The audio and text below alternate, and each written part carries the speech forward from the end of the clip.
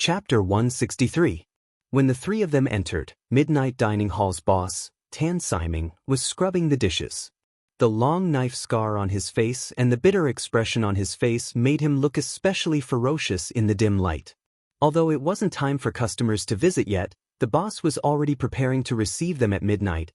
As for the song Old Boys, sung by Tang Yuning, it had been played on an obsolete old-fashioned radio next to the boss. In this day and age, radio stations were no longer very popular, but that couldn't stop people's feelings for radio programs. So although there weren't many radio programs, there were still people doing them. Among them, one had to mention Zhang Yi, the radio's top presenter. He wasn't just a radio presenter, he had a broadcasting background, but was also a very famous filmmaker.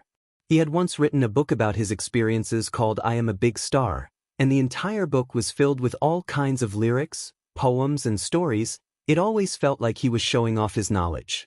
As a veteran online novelist, Father Wang also defined the nature of this book as hydrology. Boss Tan was still washing the dishes. When they came in, he almost reflexively pointed at the menu on the wall and said unhurriedly, "That's all there is on the menu. But if you want to eat something else, I can make it for you." After all, apart from Wang Ling, this was the first time Grenade Throwing and Song Qingshu had come here. Song Qingshu thought for a bit and felt that it wouldn't be polite to interrogate them as if they were criminals without ordering anything, so he asked for 3 large bowls of Laotan pickled cabbage beef noodles. He even took the initiative to settle the bill. 1 large bowl was 20 yuan, and 3 large bowls were 60 yuan. Song Qingshu straightaway threw out a 100 yuan bill, and even waved his hand at Boss Tan to tell him to keep the change. Nouveau riche was capricious. In fact, Grenade Throwing Senior Immortal had been using Song Qingshu as a human ATM for the past 2 days. This guy had sold off all the assets he had accumulated over the years at Mo Immortal Castle, and now had so much money that he didn't know how to spend it. "Thank you." When the boss collected the money, he finally looked up and saw Wang Ling among the 3 people, and his expression instantly changed. "Aren't you that 33 yuan and 70 cents creative genius?" Wang Ling. Boss Tan still had an impression of Wang Ling. After all, he was the man who had sold the song Old Boys, which had now spread all over Huaxiao Nation. Such a popular song, along with the lyrics and music, had been sold for 33 yuan and 70 cents, the same as 2 medium bowls of beef noodles. "Boss, do you know this brother of mine?" Grenade Throwing Senior Immortal asked as he looked at the boss. "He and his father came to my shop to order beef noodles before." Boss Tan answered. Grenade Throwing Senior Immortal's heart trembled. It turned out that Senior Wang had also been to this shop. It seems like this shop is not simple. "This song Old Boys, you've all heard it, right?"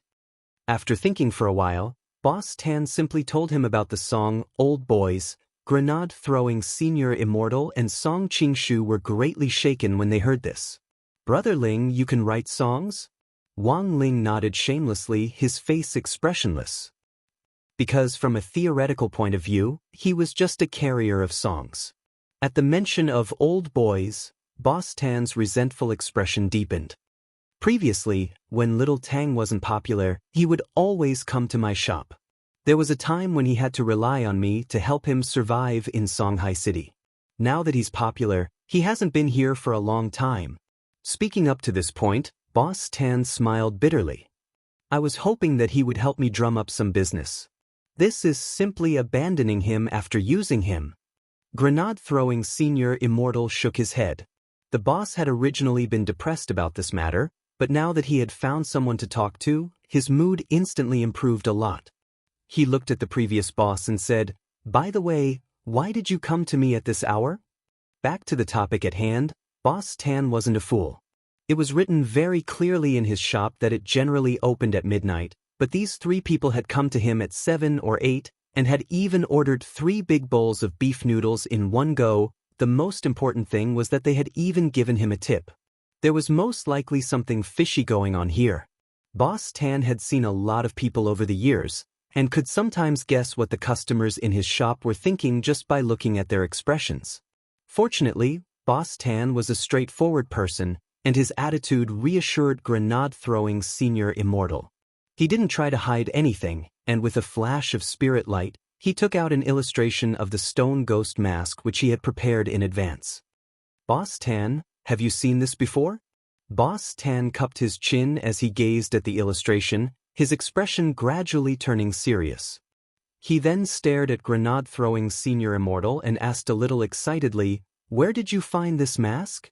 When Boss Tan said this, the weight in everyone's hearts was instantly lifted. Sure enough, the owner of this shabby restaurant, Boss Tan, had something to do with the stone ghost mask.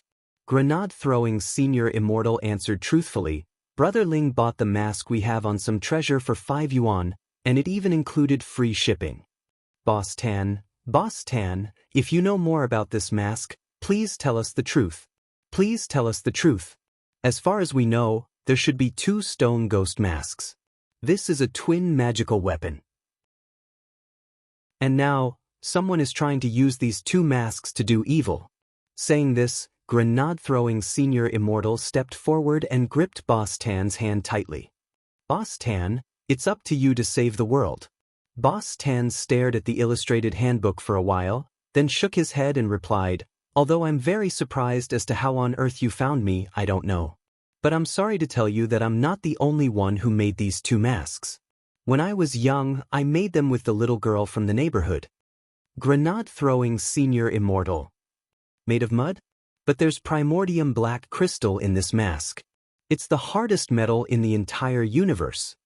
Boss Tan thought carefully for a moment before saying, "Oh, we did indeed find some black crystals in the mud at the time, so we just put them in." Grenade-throwing Senior Immortal, Song Qingshu and Wang Ling. The scene fell into a dead silence. Grenade-throwing Senior Immortal took a deep breath. "So, Boss Tan, you're not a smith?" Boss Tan shrugged. "I never said I was. The girl was the one who made the masks. I just cooperated with her in making them. In the end, it was also the dry mud she baked." Grenade-throwing Senior Immortal. "Then, does Boss Tan still have the contact information for that mud-playing little girl?" Boss Tan, "It's been so many years, we haven't been in contact for a long time. But I still remember this girl's name. Maybe you can investigate based on this lead." Grenade-throwing Senior Immortal. "What's her name?" Boss Tan, "Nua." Chapter 164. Based on the information Song Qingshu had provided, it had taken Little Black 2 days and 2 nights to obtain this lead. He had thought that there would be significant progress, but before this step could be taken, the lead had been cut off again. Even he felt vaguely annoyed. Now, where to find this mud-playing little girl called Nua had become a thorny problem. Of course, if he hadn't been restricted by the Dao Talisman seal, he could have used her aura to track down and lock onto a target, but that would have caused the global power grid to go down, which wasn't an outcome he wanted to see. It was very clear that the stone ghost mask was a very tricky problem. Boss Tan looked at the 3 distressed people and was deep in thought. After a moment, he took out an iron box from his drawer and gave it to grenade-throwing Senior Immortal. "Boss Tan, what's this?" "There's a hawthorn tree seed inside," Boss Tan replied. "This is a promise I made to that girl when I was little. I'll find a place to plant the seed, and as long as it blossoms and bears fruit one day, that girl will appear under it." Will this really work? It had been so many years. He probably couldn't even remember the names of his kindergarten classmates anymore. Those promises he had made when he was little really didn't sound very reliable. Grenade-throwing Senior Immortal recalled how he had boasted every day when he was little that he would marry all the girls in kindergarten, but now, he was still a single dog. "There's no other way, I can only try everything I can." Grenade-throwing Senior Immortal opened the iron box, picked up the hawthorn tree seed inside, and sighed. By the time they returned to Wenxian Garden with the hawthorn tree seed, it was already close to midnight. Grenade-throwing Senior Immortal and Song Qingshu had gone to confirm a few things. They had heard from Loopy Toad that Mo Immortal Castle had sent 2 people to investigate during the day. Even with his eyes closed, Song Qingshu knew that they had to have been sent by the lady of the castle to confirm whether he was dead or not. Unfortunately, Loopy Toad had simply and roughly flushed them down the toilet, and grenade-throwing Senior Immortal Castle hadn't been able to ask them for more details. Otherwise, they would have definitely been able to get a lot of little-known secrets out of these two people. Be careful in the next 2 days. Those people definitely know that you're not dead. Grenade-throwing Senior Immortal told Song Qingshu as he planted the hawthorn seed in his backyard. Don't worry, Senior. Senior Wang hasn't taken back his long johns yet. Song Qingshu replied. Grenade-throwing Senior Immortal broke out in a sweat. Most enchanted magic treasures have a time limit, and Brother Ling will probably enchant them again regularly. I don't think you have much time left with the long johns you're wearing. So, when it's time to run, you have to run, understand?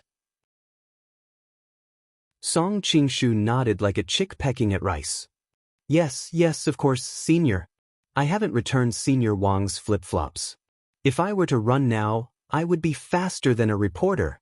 Song Qingshu, speaking of which, are these hawthorn seeds really useful? Who knows? Grenade-throwing Senior Immortal patted the spirit soil in his hand and sighed slightly. According to Grenade-throwing Senior Immortal's calculations, it would take at least 5 days for the seeds to sprout, given the power of the spirit earth and the current cultivation speed. It would take at least half a month for it to grow into a hawthorn tree. The most important thing was whether that girl called Nuwa would show up as promised. Staring at the spirit earth, the two of them sank into deep thought, feeling a severe pain in the ass. It was June 3rd on Friday in the 6th week of the semester. That morning, some families were happy and some were sad. For the sake of the military training, the boys had all shaved their hair to a crew cut. Some of the more heroic ones, like Super Chin, had been straightaway shaved bald by the hairdresser. Holding his head, Super Chin wanted to cry but had no tears to shed. He had clearly told the hairdresser that he only needed to trim his hair. Even if it was a crew cut, he had to look handsome. Who would have thought that the hairdresser would, in the blink of an eye, trim and embroider him into a bald Wu-Ku?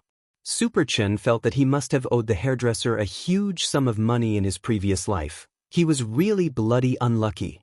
When Teacher Pan walked into the classroom, it was actually a little noisy as everyone was discussing hairstyles. But today, Teacher Pan uncharacteristically didn't get angry. Instead, she silently put her handouts on the lectern and admired the boys' crew cuts with the girls around her. As a man, he should feel refreshed like this. How good was this? As a pioneer teacher at number 60 high, Teacher Pan had led many batches of elite students. The most impressive thing about Teacher Pan was her strict teaching style and class rules. She was a person who liked to follow the rules, and anyone who got to know her for a long time would have a deep impression of her obsessive-compulsive disorder. Now that all the boys had shaved their crew cut, Teacher Pan's mood was as relaxed as if she had been constipated for a long time and had finally been released. While Teacher Pan was rejoicing over the boys' new looks in Grade 1, Class 3, on the other side, the general administration of 100 schools in Songhai City was in an uproar. Aj was sat at his desk with a little bitter resentment. Ever since number 60 high had been attacked by Shadow Stream killers, he hadn't been able to let it go. Thus, as soon as he took office, he had increased the vigilance of all the high schools within the jurisdiction of the general administration of 100 schools in Songhai City. This was to prevent heretics from rising again. Ajwa didn't want to make the slightest slip-up while he was still in office.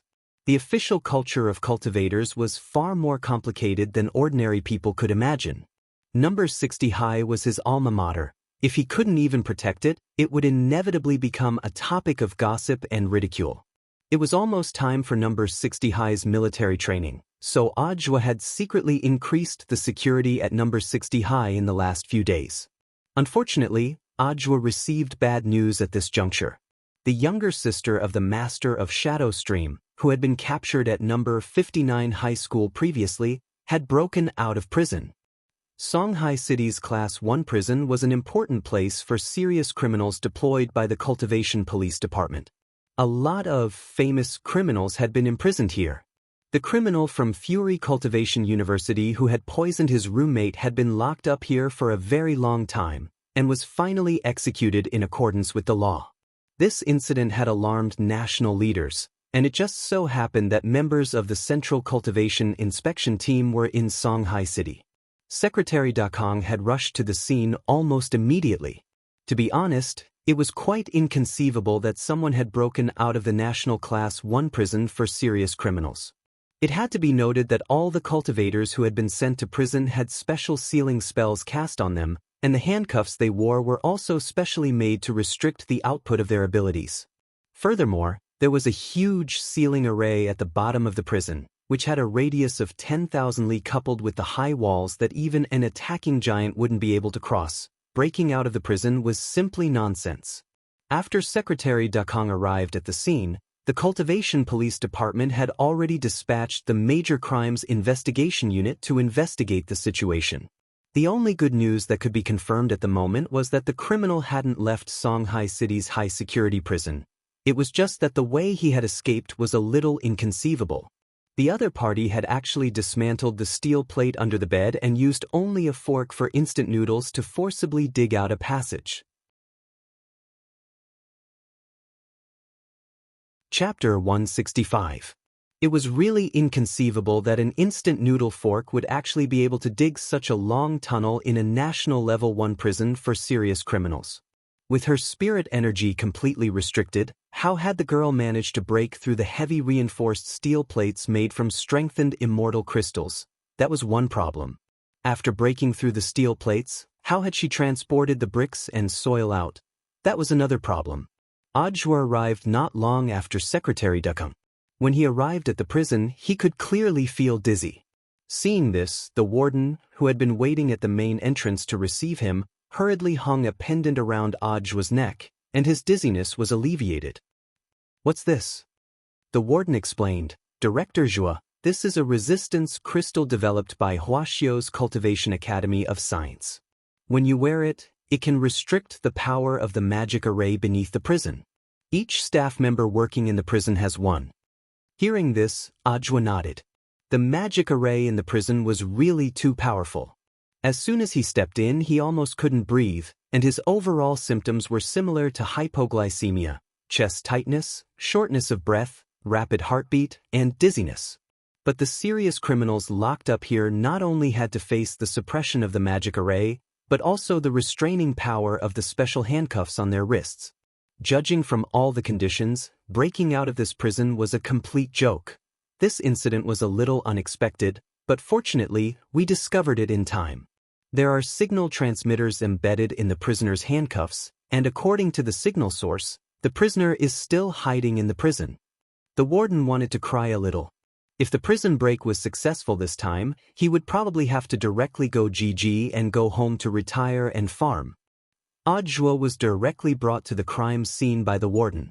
Songhai Cultivation Police's Major Crime Investigation Team had already arrived, and they all surrounded the entrance to the prison from which the girl had broken out. At first glance, Ajwa saw Secretary Dakong's figure in a windbreaker in the vast crowd. "Little Zhuazi, you're finally here." When the old secretary saw Ajwa, his frown instantly brightened. "It was all thanks to your efforts that we were able to capture this person last time, Ajwa. I already have a basic understanding of the situation. If you have any questions, you can ask me directly. If you have any other thoughts, you can also tell me. Everyone here will listen to your commands. We have to do our best to arrest and bring this criminal to justice in the shortest time possible before he actually escapes from prison." The old secretary patted Ajwa on the shoulder. "Little Zhuazi, it's up to you. I believe that if you can catch her once, you can catch her again." Ajwa already didn't know what to say. The most important thing was that he himself was in a state of confusion regarding the previous two situations. "How did she escape?" The old secretary replied. "According to our initial observation, the criminal did use a spoon made from instant noodles to dig a tunnel to escape. Although the tunnel wasn't deep, considering the criminal's identity as a shadow stream killer, he was proficient in the bone shrinking skill. He could use this small hole to escape. As for the steel plate at the bottom, the prisoner used a corrosive liquid to burn through it." "Corrosive liquid?" Ajwa was astonished. "Isn't there a full body examination before entering prison? How did he bring it in?" Speaking up to this point, the warden rubbed his temples in pain. "If our guess is correct, the criminal probably hid the tool in his crotch. This is a blind spot for inspection. Ajwa. Crotch? The old secretary nodded sternly. This speculation sounds a little nonsensical, but it's actually very reasonable. Actually, it's easier to hide things in the crotch. Even a grenade can be hidden there. What's a small bottle of corrosive liquid to it? Ajwa. 2 hours had passed since Jiang Luing had escaped from the prison cell. The outside world was calm and peaceful, but Songhai's level 1 prison was already in an uproar. No one could say for sure what would happen in 2 hours. The longer it dragged on, the higher the chances that the criminal would actually escape. As a criminal wanted by the vicious assassination organization Shadowstream, there was no guarantee that the other party wouldn't do anything harmful to society if he was allowed to escape from prison. Jiang Luing had crawled out of a haystack 3 kilometers away from the prison's main building. When she crawled out, she was still holding an instant noodles fork and handcuffed. Tied to the fork was an armor-piercing talisman, which was why Jiang Luing had been able to dig through the soil as effortlessly as if she were digging pudding. When she broke out of the ground, the effect of the armor-piercing talisman had already disappeared, and the instant the effect of the armor-piercing talisman disappeared, the instant it tragically broke into 2 pieces. Oh, that was right. Jiang Luing had also taken this armor-piercing talisman out of her crotch. It's all thanks to the escape package elder sister prepared for me. Jiang Luing held a glass bottle the size of a finger in her hand, which was stuffed with all kinds of hoi poi capsules, which contained all kinds of magic treasures that could be used to escape capture. Jiang Luing, on the other hand, had kept them in her crotch all this time. Jiang Luing could have escaped a long time ago, but unfortunately she had been knocked unconscious. By the time she had woken up, she was already in prison. It had taken some time, but fortunately, she had managed to escape in the end. Lying in the haystack, Jiang Luing stared at the bottle in her hand. She gritted her teeth hatefully and pounded the ground in grief and indignation. Those damn cats and high school students, they made me suffer so much here. Just you wait. Jiang Luing narrowed her eyes, a hint of malice in them. Her top priority now was to think of a way to escape from here. Jiang Luing was well aware that although she had escaped from the cell, she hadn't truly escaped the prison. Furthermore, she had a hunch that she was being watched. I have to think of a way to undo these damn handcuffs first. After calming down, the girl stared at the handcuffs in deep thought. These handcuffs were made of stainless steel. The material was very special and had the ability to suppress spirit energy. Coupled with the restrictive array at the foot of the prison, the spirit energy she could now use was so minuscule that it wasn't even worth mentioning. However, Jiang Luing still thought of another way. She took out a hoi poi capsule from the glass bottle, which contained the last armor-piercing talisman. Taking it out of the capsule, the girl stuck it to her 30-60 chest, as if she had cut off all means of retreat. Then she took a deep breath. She placed her hands flat on a rock and tried to put as much distance between them as possible. After that, she lifted her upper body and flung it violently. Boom. Chapter 166. In ancient times, there was a chest weapon that could shatter boulders, and today, there was a chest weapon that could shatter shackles. Looking at the shattered handcuffs, Jiang Luing suddenly felt a sense of heroism in her heart. She felt that she had accomplished an unprecedented feat. The main reason was that this armor-piercing talisman was just too useful. This was an armor-piercing talisman which had been specially drawn by her elder sister and was more vicious and violent than the ones sold on the market. That was why it could generate enough force to directly shatter the handcuffs. Without the shackles of the handcuffs, Jiang Luing felt that her spirit energy had recovered significantly. Although the magic array under the prison had the ability to restrict spirit energy, it was still very difficult to control it. But over the past few days, Jiang Luing had gradually adapted to this kind of oppressive environment. She had 2 golden cores inside her body, which was like having 2 CPUs at the same time. Her spirit energy worked faster than an ordinary person's, and even in such a restrictive environment, she could still exert half of her strength. This had played an important role in her escape from the prison. Without the help of the prison resistance crystal, it would be nonsense for an ordinary felon to escape from the prison's magic array and the handcuffs on their hands. But now, the girl felt that her chances of escaping were much higher. This prison was quite large, and she had just escaped from the main building. His current location was a training area 3 kilometers behind the main building. It was a small forest. It had originally been a place for prisoners to exercise, but now it had become a hiding place for Jiang Luiying to escape. If she dashed out so brazenly now, the prison officers who were already searching nearby would immediately find her. What Jiang Luiying needed to do now was to use the invisibility talisman in the escape package to find the sewer that led outside the prison as soon as possible.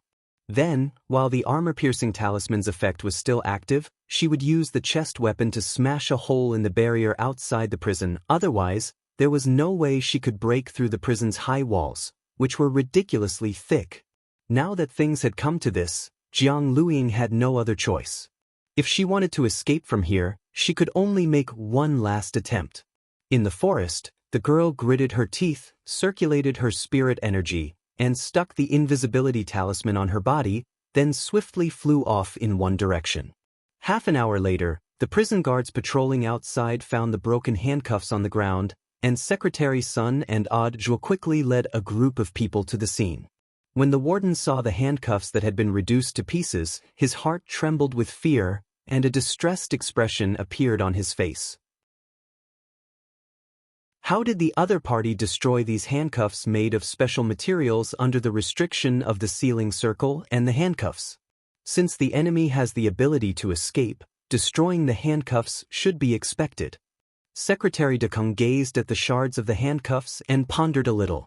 But what on earth could have such destructive power? Little Joisy, do you have any ideas? Ajwa was at a loss. The old secretary continued to speculate. The handcuffs of the first-class prisons in the country are all made of extremely dense and pure dark steel.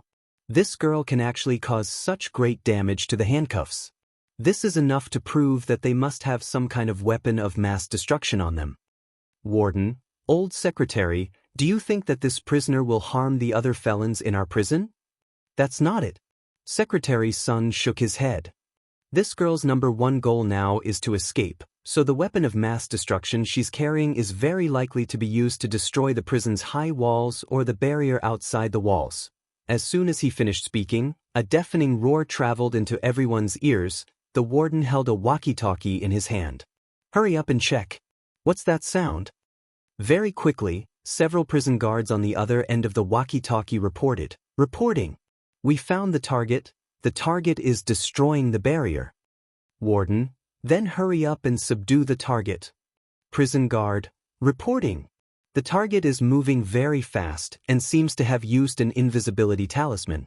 We're using a scanner to locate the target. Warden, after locating the target, immediately seize the weapon and arrest her. Seize? Seize the weapon? Outside the high-class prison's barrier, the girl's figure was exposed under the scanner. A group of prison guards stared at the girl who was holding her chest and smashing the barrier with all her might and couldn't help falling into deep thought. It was June 4th on Saturday in the 6th week of the semester. When Wang Ling got up in the morning and turned on the TV, he noticed that the same news was being repeated on all the channels. At around 1800 hours last night, a felon from Songhai's high-class prison destroyed the barrier and successfully escaped. Wang Ling was surprised to discover that this girl was actually the person who had been captured at number 59 high school back then.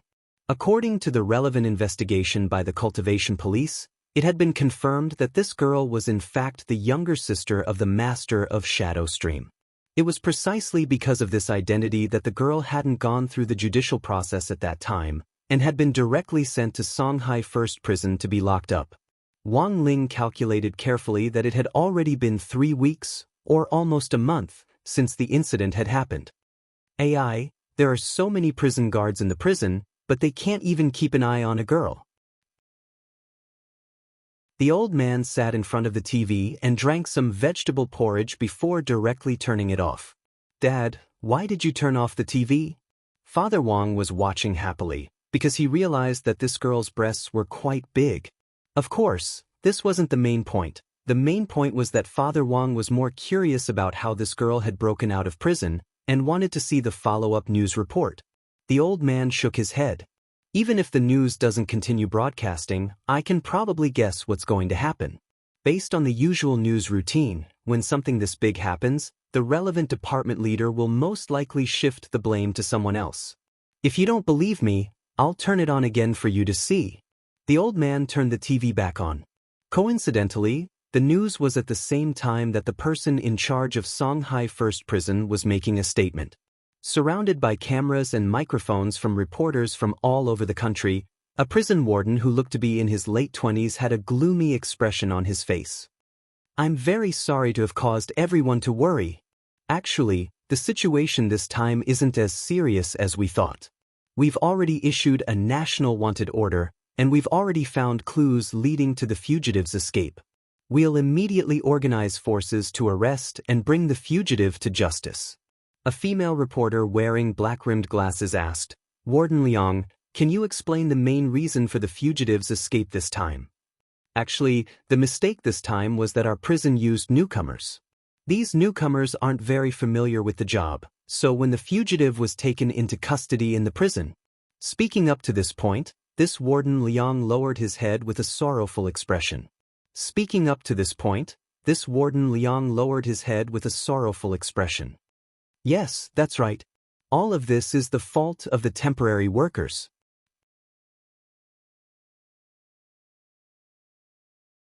Chapter 167. Just like that, the glorious temporary worker was once again implicated. Wang Ling knew that this was a common statement used by the relevant departments in Huaxiao Nation, just like the strong condemnation and protest of Huaxiao's Ministry of Foreign Affairs. This set of rhetoric had been carefully designed, and it was suitable for all kinds of interview questions. Although the news of the girl's prison break was spreading like wildfire, there were very few news reports about it online. Wang Ling clicked on several news apps, and there were only a few comments on the relevant news reports. It was very obvious that this matter had been suppressed, just like Mother Wang's groping incident last time. Warden Liang had played it down on TV, but Wang Ling had a bad feeling looking at the news reports. His eyelids were twitching again, and this time, the disaster warning was actually 3 stars. Thus, although it was Saturday, Wang Ling was home and didn't go anywhere. He felt uneasy. The frequent twitching of his eyelids gave him a hint of anxiety. What would the jailbreak girl do after she got out of prison? Wang Ling lay on his back on his bed and crossed his arms as a pillow as he thought distractedly.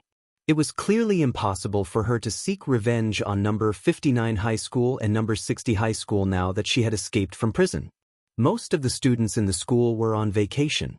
Even if they came looking for trouble, there were still so many teachers on duty who wouldn't give this Shadow Stream killer an opportunity to take advantage of. Looking for Wang Ming sounded even more unreliable. Huaxiao's top leaders all knew about the grudge between the strongest brain and this Shadow Stream girl. Once the news of her prison break got out, they would definitely send more people to protect Wang Ming. Then, the only person left to swiftly retaliate against in a short period of time was black charcoal. When a person had nowhere to vent their anger, they would naturally look for a soft persimmon to pinch. Wang Ling felt that Zheng Tan was now in a very dangerous situation. Wang Ling turned into a white Persian cat and once again appeared under that old willow tree in number 59 high school. Considering the urgency of the situation, Wang Ling had directly teleported over. Wang Ling carefully sensed his surroundings and realized that it was all quiet and there was no sound at all. He lay down at the mouth of the tree hole and sensed for a moment, but there wasn't the slightest trace of an aura inside. Whether it was the original Chief of Staff, Battalion 1 Commander the Monk, or Zheng Tan's Cavalry Battalion, Infantry Battalion and Air Force, none of them were here. Wang Ling opened his eyes and used the Heavenly Eye flashback spell. The scene in front of him started to flow backward, but he didn't capture any information. This proved that charcoal had left at least half an hour ago. What's more, they had turned out in full force. They brought along all the fellows in the cave and were fully armed. Even the Yadali cannon in the cave had disappeared. Where did they go? He was very worried about Zheng Tan's safety. Through his aura search, he could confirm that Zheng Tan and the others were already far away from Peiyuan district. It had been at least 12 hours since they left the tree hole, which was earlier than he had expected. Now, there was only one way to find Zheng Tan. In a mysterious laboratory on the border of Huaxiao Nation, a man in black tights was engrossed in research. In his hands were the blueprints for the Armstrong Cyclone Jet Armstrong cannon. Since the laboratory had been destroyed the last time, Little Black had been trying to restore this cannon which he had painstakingly developed. He was waiting for a clue from grenade-throwing Senior Immortal, then he would carry the cannon to that bastard's house and directly blow it up. Little Black was in the middle of recalculating the cannon's firing speed when a hand suddenly pressed down on his shoulder, scaring him so much that he trembled all over. "Who is it?" This time, Little Black saw a youngster in a white short-sleeved shirt standing behind him. "You are." Wang Ling directly revealed his identity telepathically. Little Black was astonished. "You're Ling Zhenren?" This time, Wang Ling didn't have to deliberately disguise his face like last time, because the last time he had been here, he hadn't known about the relationship between Little Black and grenade throwing. Now that he knew that the other party was on his side, there was no need to disguise himself. To verify that he was the real Ling Zhenren, Wang Ling even posted a photo of grenade-throwing Senior Immortal. Wang Ling had secretly taken it when he had been with grenade throwing. He had taken it to deal with this kind of situation in case he needed it. Looking at grenade-throwing Senior Immortal's smiling face in the photo, which was as bright as a chrysanthemum, Little Black's doubts about the youngster's identity were completely dispelled. It was only when he was with Ling Zhenren that this cultivation forum leader would smile like a fool. "So it really is Ling Zhenren? My apologies, my apologies." Little Black cupped his fists excitedly. So this was the big shot who was going to help him find that bastard who had destroyed the lab. He actually looked so young. "What business do you have with me, Ling Zhenren?" Wang Ling didn't beat around the bush, and directly gave Little Black a sketch of Zheng Tan that he had prepared beforehand as well as the specific location of the willow tree. "Can you find it?" When Little Black saw the sketch of Zheng Tan, it instantly dawned on him. It turned out that Ling Zhenren's cat had gone missing. But why had it appeared in this strange location? Could it be that big shots in the cultivation world nowadays like to raise their pets freely? Out of politeness, Little Black didn't ask too many questions. Based on the coordinates Wang Ling had marked, Little Black easily located the willow tree's vicinity and successfully hacked into all the surveillance equipment nearby. This time, Wang Ling finally caught a clue. Zheng Tan and the others had set off at around 8 o'clock last night, and each cat had been covered with an invisibility talisman. As Wang Ling had guessed, they had left the tree whole with all their fellows. It was obvious that they were going to fight a team battle. Wang Ling's heavenly eye could clearly see Zheng Tan's black, confident face through the surveillance cameras. This guy was actually smiling. But what kind of team battle was it that was worth Zheng Tan mobilizing all its forces? While Wang Ling was worried, he was also a little curious. Little Black was indeed Little Black. As a computer network existence that could turn something rotten into a divine weapon, it was able to deduce Zheng Tan's final destination, Songhai Dahuang International Airport, based on just a bit of Zheng Tan's whereabouts when it had set off. Airport? This time, whether it was Little Black or Wang Ling, both of them were utterly shocked. Little Black hacked into the airport ticketing system and investigated all the transaction records for that day. In the end, it discovered a set of rather strange data. After analyzing it, Little Black had an incredulous expression on its face. "Ling Zhenren, your cat is really too powerful. It actually chartered its own plane." Wang Ling was startled by Zheng Tan's actions.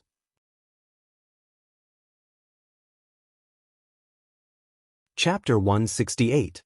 Thanks to various coincidences, Zheng Tan and Wang Ling's incarnation of Immortal Meow had fought together in number 59 high school. After returning that day, Zheng Tan had started to drill its independent regiment day and night as if it had been injected with chicken blood. It had sent out several of its battalion commanders to expand its ranks and recruit soldiers everywhere.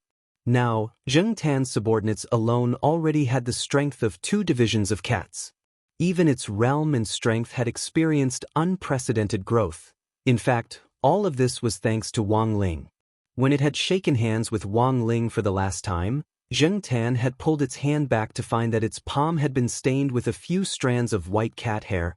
The most amazing thing was that these strands of cat hair actually had the miraculous effect of condensing the spirit energy of heaven and earth.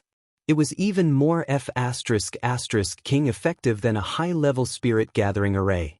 Just like that, from that day on, Zheng Tan's strength began to grow by leaps and bounds. In just one short month, it had actually reached the peak late golden core stage. As for Zheng Tan's operation this time, it had actually been premeditated. In this month, apart from cultivating, Zheng Tan had also learned from stray cats about a secret stronghold suspected to be Shadow Stream's headquarters. At that time, Zheng Tan had been thinking about this attack. Just yesterday, Zheng Tan had received news that the Shadow Stream girl had escaped from prison. At that time, Zheng Tan had felt that its chance had come. Zheng Tan had decided to take advantage of the fact that this girl was still on her way to seek revenge on them to lead its army north and stab the enemy headquarters in the ass. Jinghua City, a neighboring city of Songhai City. This was the capital of Huaxiao Nation. No one would have thought that Shadow Stream's current headquarters would be on an unremarkable hill on the outskirts of the capital.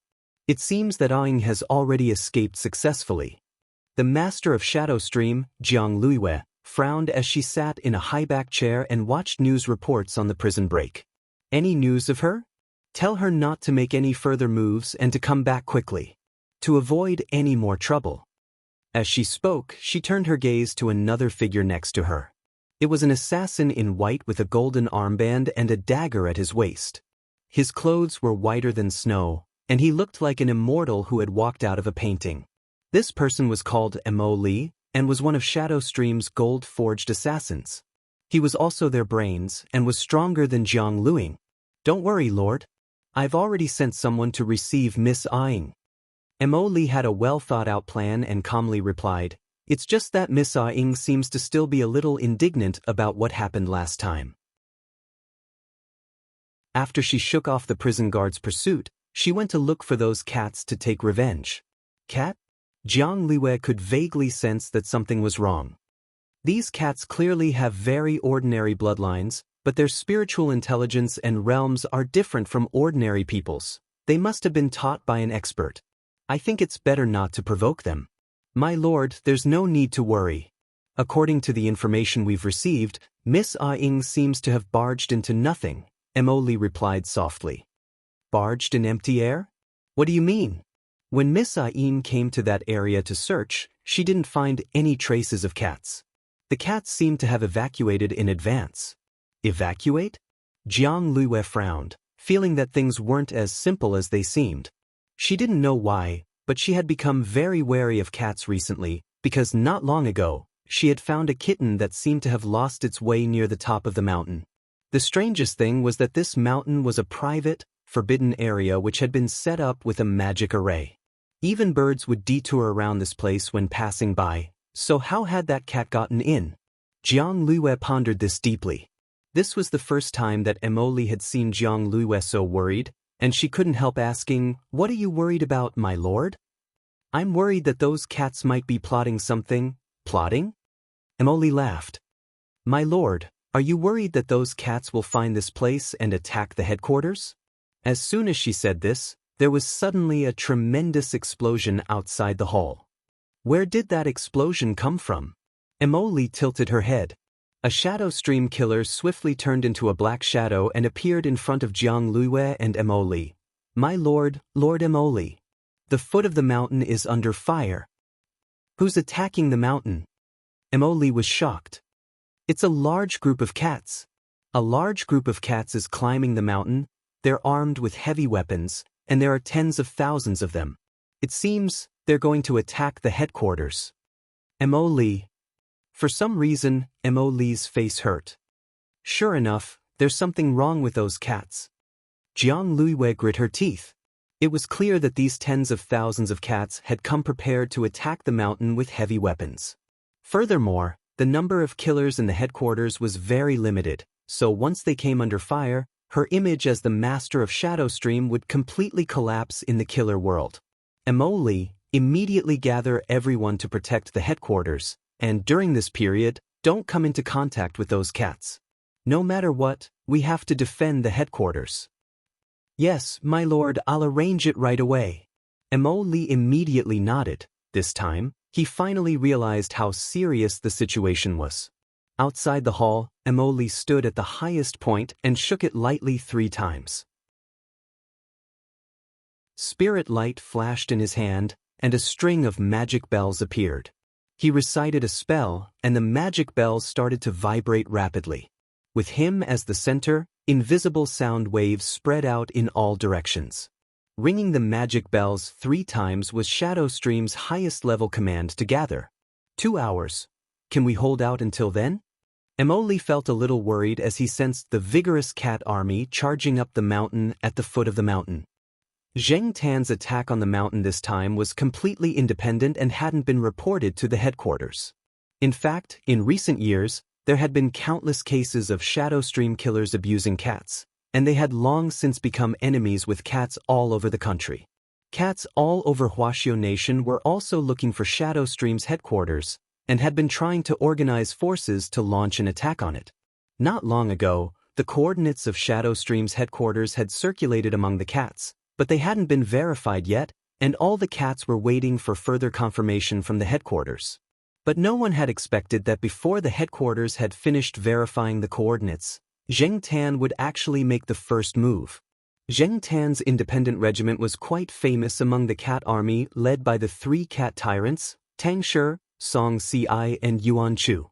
In the last few years, under the leadership of the 3 cat tyrants, the little tigers had been spread out all over the country and had been secretly observing the movements of Shadow Stream killers everywhere.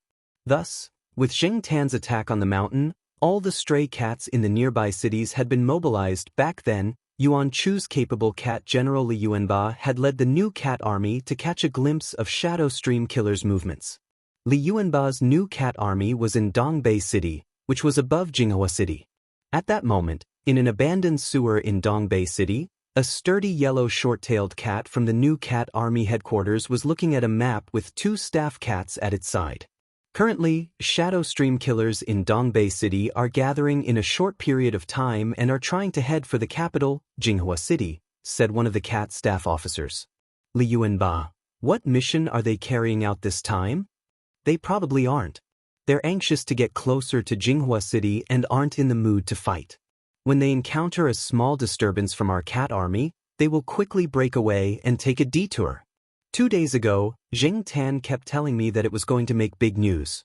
It looks like something big has happened. Li Yuanba narrowed its eyes and murmured softly, otherwise, this bunch of Shadow Stream killers wouldn't be so desperate to get closer to Jinghua City. That guy's headquarters must be there. Cat Staff Officer, does Commander think that Shadow Stream's headquarters has been attacked? Zheng Tan only has 1 independent regiment, 1 regiment, and they dare attack the headquarters? Li Yuanba chuckled. Hee, why wouldn't they dare? There's nothing in this world that Zheng Tan doesn't dare to do. If it had 1 or 2 divisions, it would have King wiped out Shadow Stream long ago.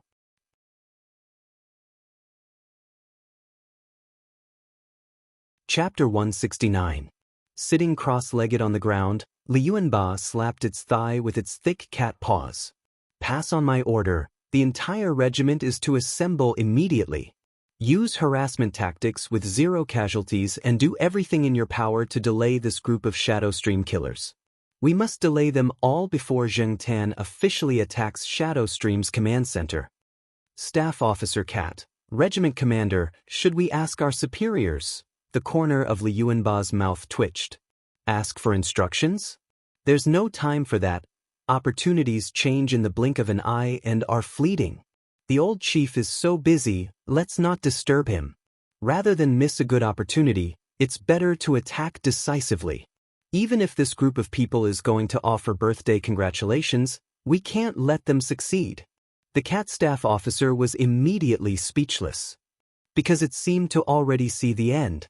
In fact, all the cats in the regiment could guess that, given the relationship between Li Yuanba and Zheng Tan, as long as Zheng Tan took action. Even if it hadn't informed Li Yuanba beforehand, as long as Li Yuanba heard the news, it would definitely give its full support.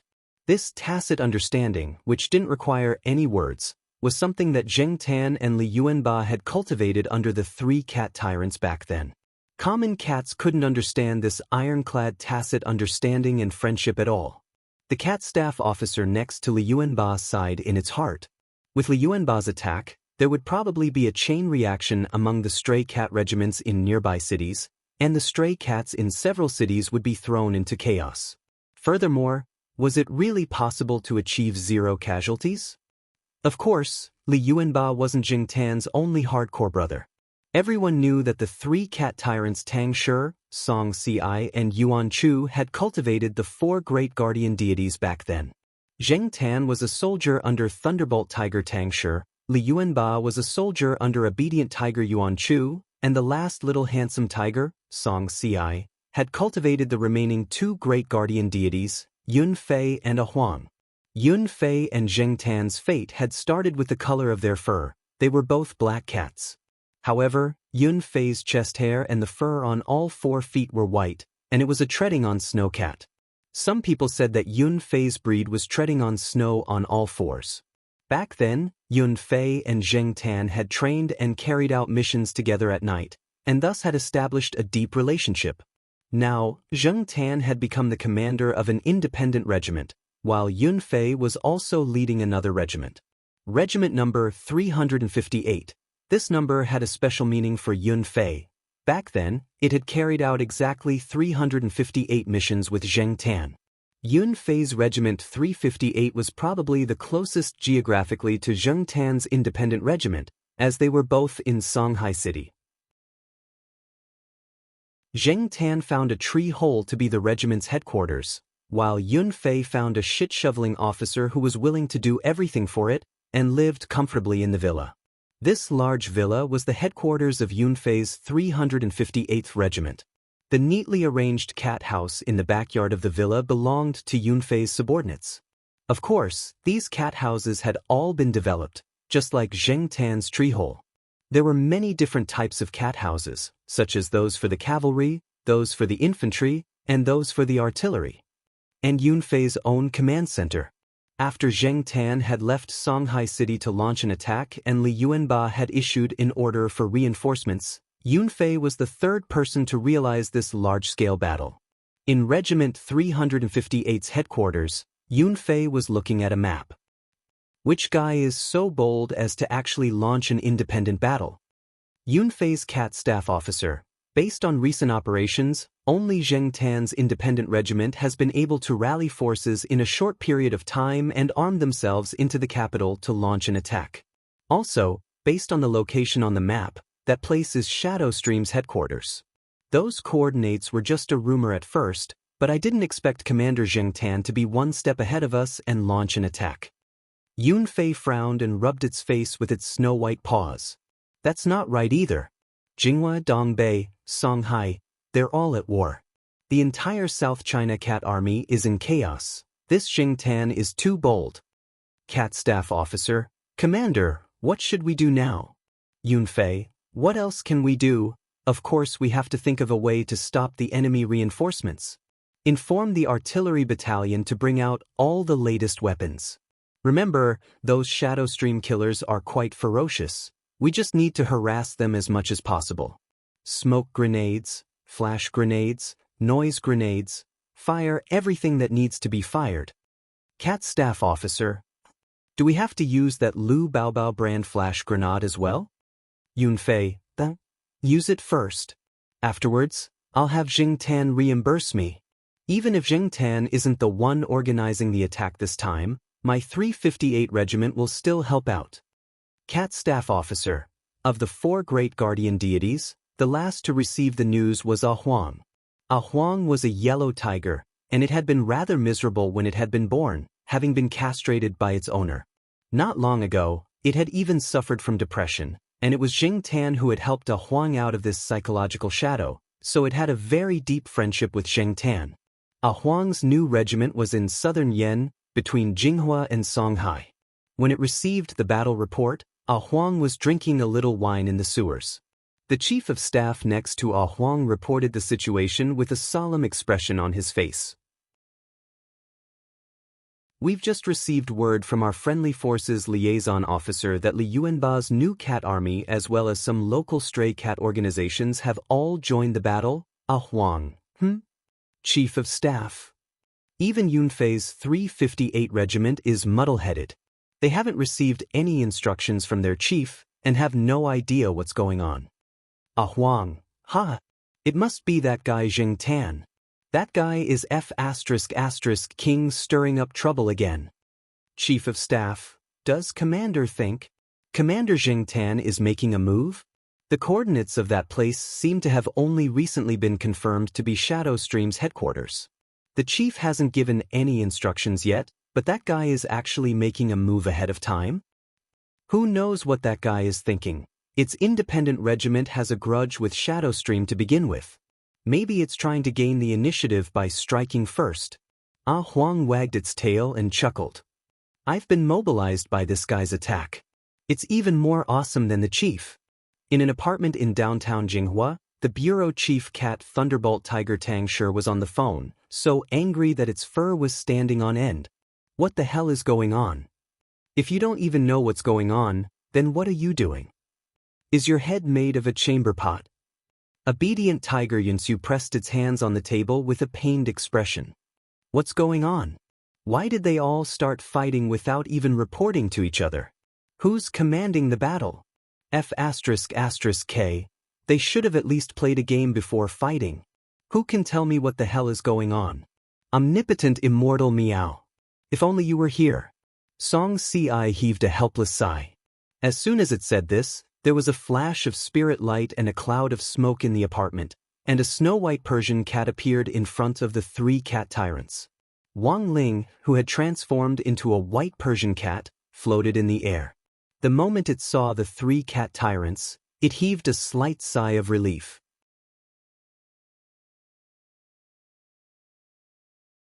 Chapter 170.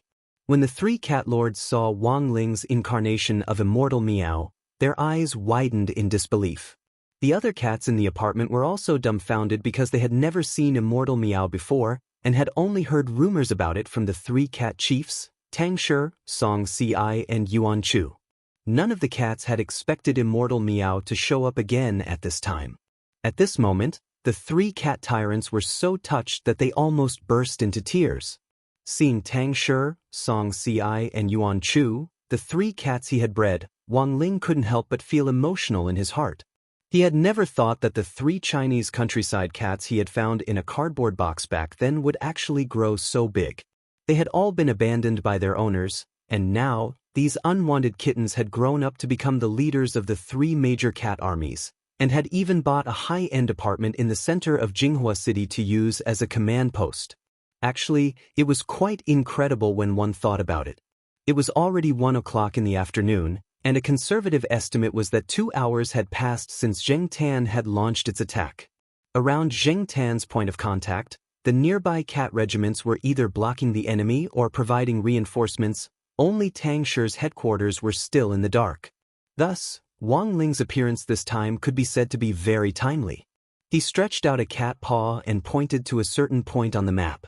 Seeing the location on the map, Song Ci immediately thought of something. Aren't these the coordinates we found out recently? They say it's Shadowstream's command post. We haven't verified the authenticity of the information yet, right? Why have they started fighting? Which army is it? Saying this, Song Ci and Yuan Chu looked at Tangshi at the same time. Tangshi, why are you looking at me? Song Ci and Yuan Chu said in unison. Except for your family's Jing Tan, no other cat has the guts. Tangshi, Song Ci scratched its head and turned to Wang Ling with cupped fists. Thanks to Immortal, at least we've found the source of the fighting. Then what should we do now? Yuan Chu cupped its chin. What else can we do? They've already started fighting. There's no point in stopping Jing Tan now. Let's try to stop the enemy's reinforcements first, and do our best to help Jing Tan take down this command post. Song Ci sighed and replied with a headache. Wang Ling didn't linger too long at Tangshi's command center. After handing over a large stack of talismans to Tangshi, he planned to go over to Jing Tan's side to check out the situation.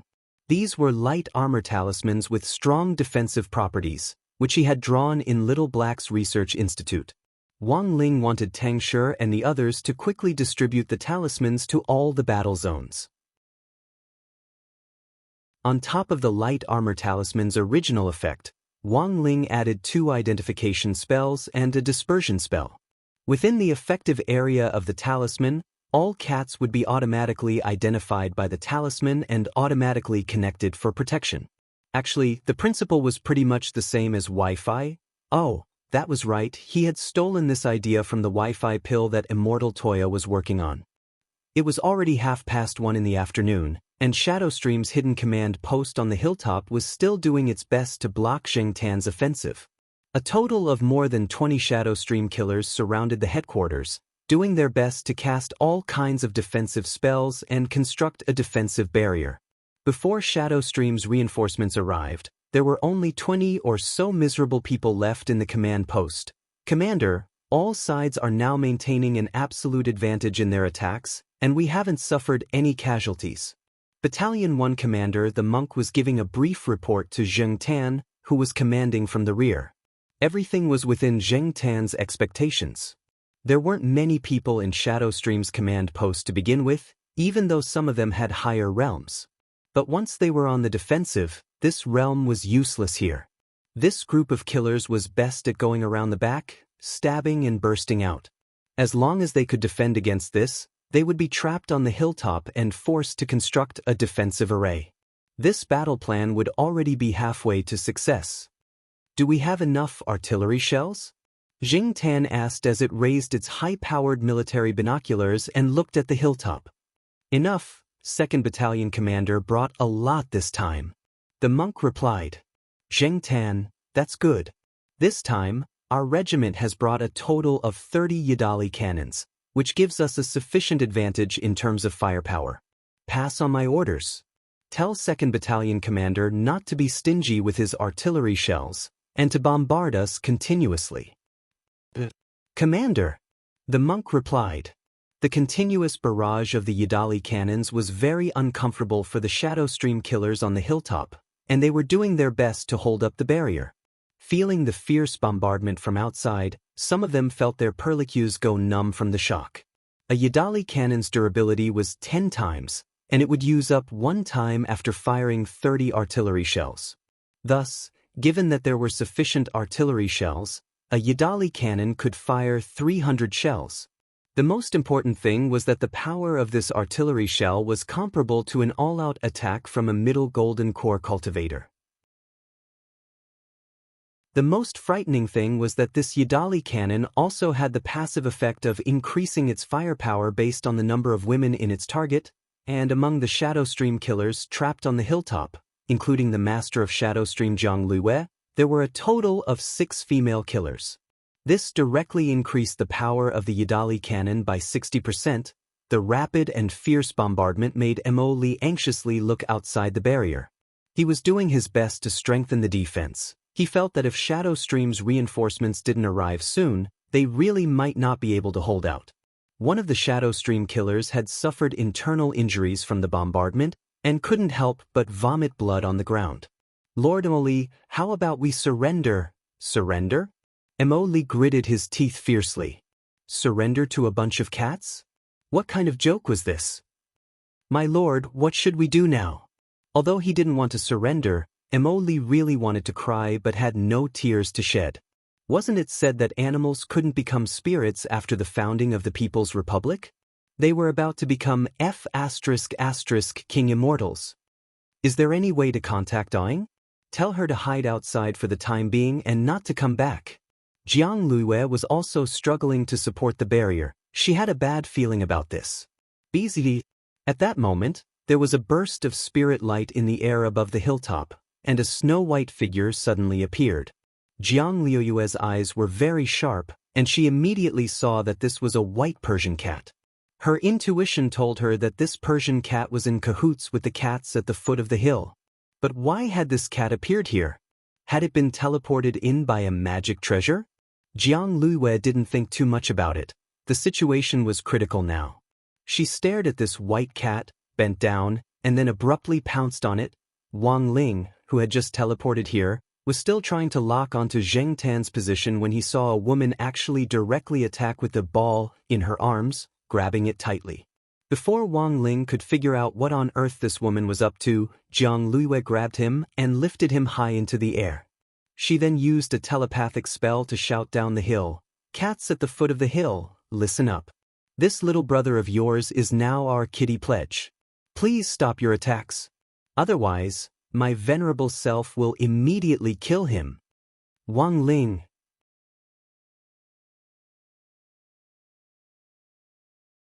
Chapter 171. Because of Jiang Liuyue's threat, the bombardment stopped. Didn't I say everyone stay in position and attack with artillery fire? Who ran to the top of the mountain for me? Zheng Tan had never expected that there would actually be a flaw in its plan here. Grabbing its binoculars, the lens quickly swept toward the top of the mountain. "Let me see which bastard it is." Then, Zheng Tan saw the snow-white figure in the woman's arms at the top of the mountain. Meow. Immortal Meow? This time, Zheng Tan was dumbfounded. When Wang Ling had been caught by Jiang Luiyue, he had still been trying to sense Zheng Tan's aura. In the end, he discovered that clever Zheng Tan was still cowering at the foot of the mountain, and he instantly breathed a sigh of relief.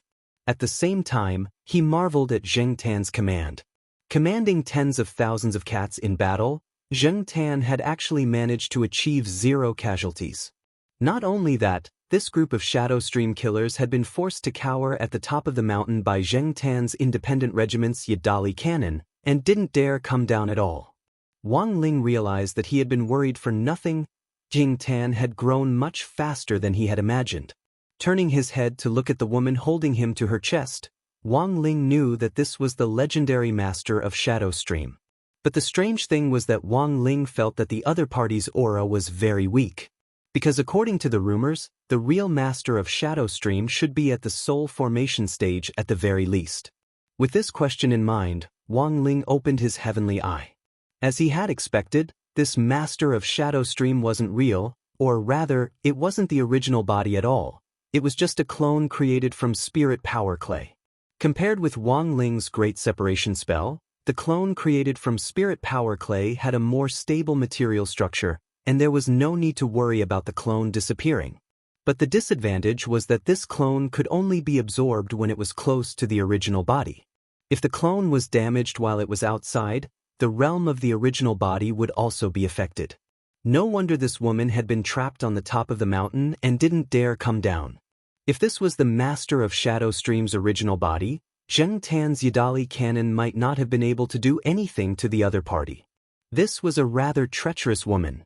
In order to keep her original body from being exposed, she had actually made this insurance. It could only be said that as the real master of Shadow Stream, Jiang Luiyue was more cautious than most people thought. Even so, there was one thing that Jiang Luiyue couldn't guard against. That was Wang Ling's appearance. "This bunch of damn cats, when my Shadow Stream reinforcements arrive, you'll all die," Jiang Luiyue said coldly in a low voice as she clutched Wang Ling tightly. Wang Ling gazed indifferently at Jiang Luiyue. Although Jiang Luiyue was holding him very tightly, it didn't really hurt. His posture was a little strange because the two balls behind him were leaning against the sofa. Of course, Wang Ling wasn't that wretched. This kind of voluptuous type had never been his cup of tea. So when the woman lifted it high into the air as a cat, Wang Ling twisted his body lightly and broke free of the woman's hold. Not good. Jiang Luiyue hadn't expected this snow-white Persian cat to have so much strength. She hurriedly reached out to grab it, but her outstretched hand only brushed against Wang Ling's smooth cat tail. Then, she watched helplessly as this Persian cat floated in the air and stared at her condescendingly. Jiang Luiyue finally realized that this cat wasn't simple. Sure enough, to suddenly appear on this mountaintop, did he rely on some magic treasure to teleport here? Who on earth are you? She also looked at Wang Ling. Afterwards, what responded to her was a powerful spiritual pressure that poured down like a flood. Jiang Liuyue's eyes flashed with a strange light when she saw this white Persian cat. It wasn't just her.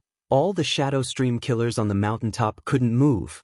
Whether it was Jiang Luiyue or Mo Li, they all felt as if their blood had frozen and their bodies were stiff, unable to move, The frozen Shadow Stream killers all had frightened expressions on their faces.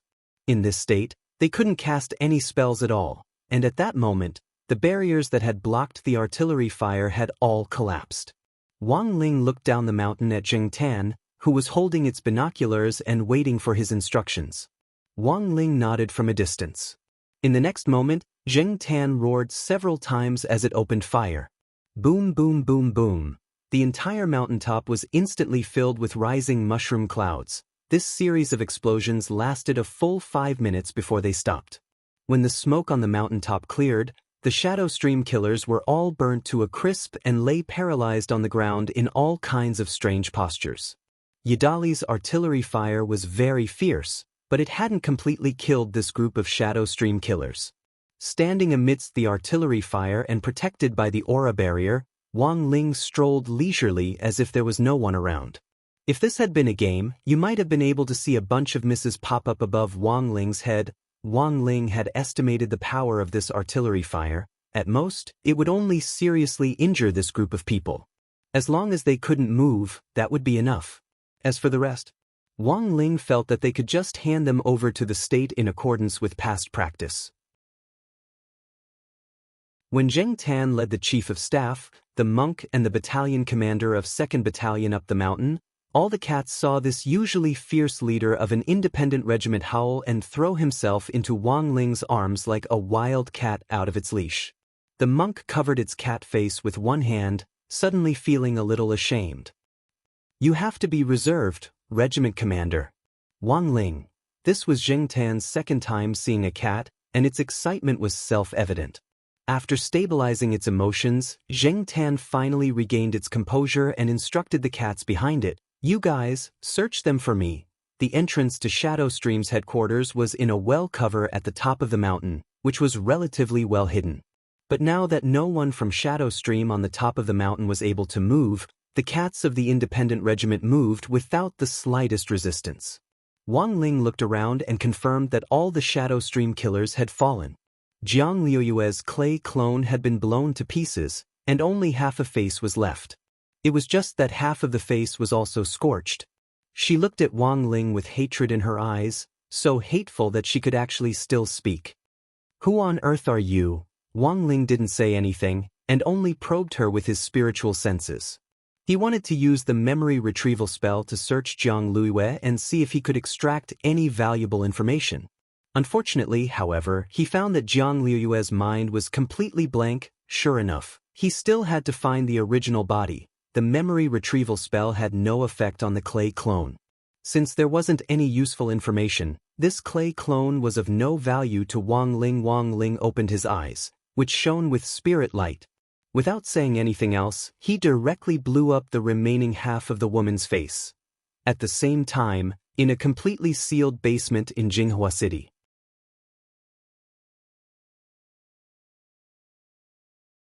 Chapter 172. In the secret underground room, Jiang Liyue clutched her chest as she struggled to adjust her breathing and rhythm, gritting her teeth in pain. The pain from the backlash from the destruction of the clay clone had inflicted unprecedented damage on her body. Her face was green and red from the pain, and she had even bitten her lip until it bled. At the same time, she endured the pain and cast a spirit talisman. Hurry up and recover." This was the life talisman, which had once been linked to Jiang Liyue's soul, and could share her location after being cast.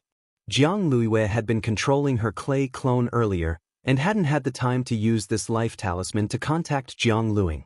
She hoped that Jiang Liyue wouldn't go near Shadow Stream's headquarters, which had already been taken over by a large group of cats, but the life talisman floated in the air, and there was no response for a long time. The master of Shadow Stream pounded the ground in resentment.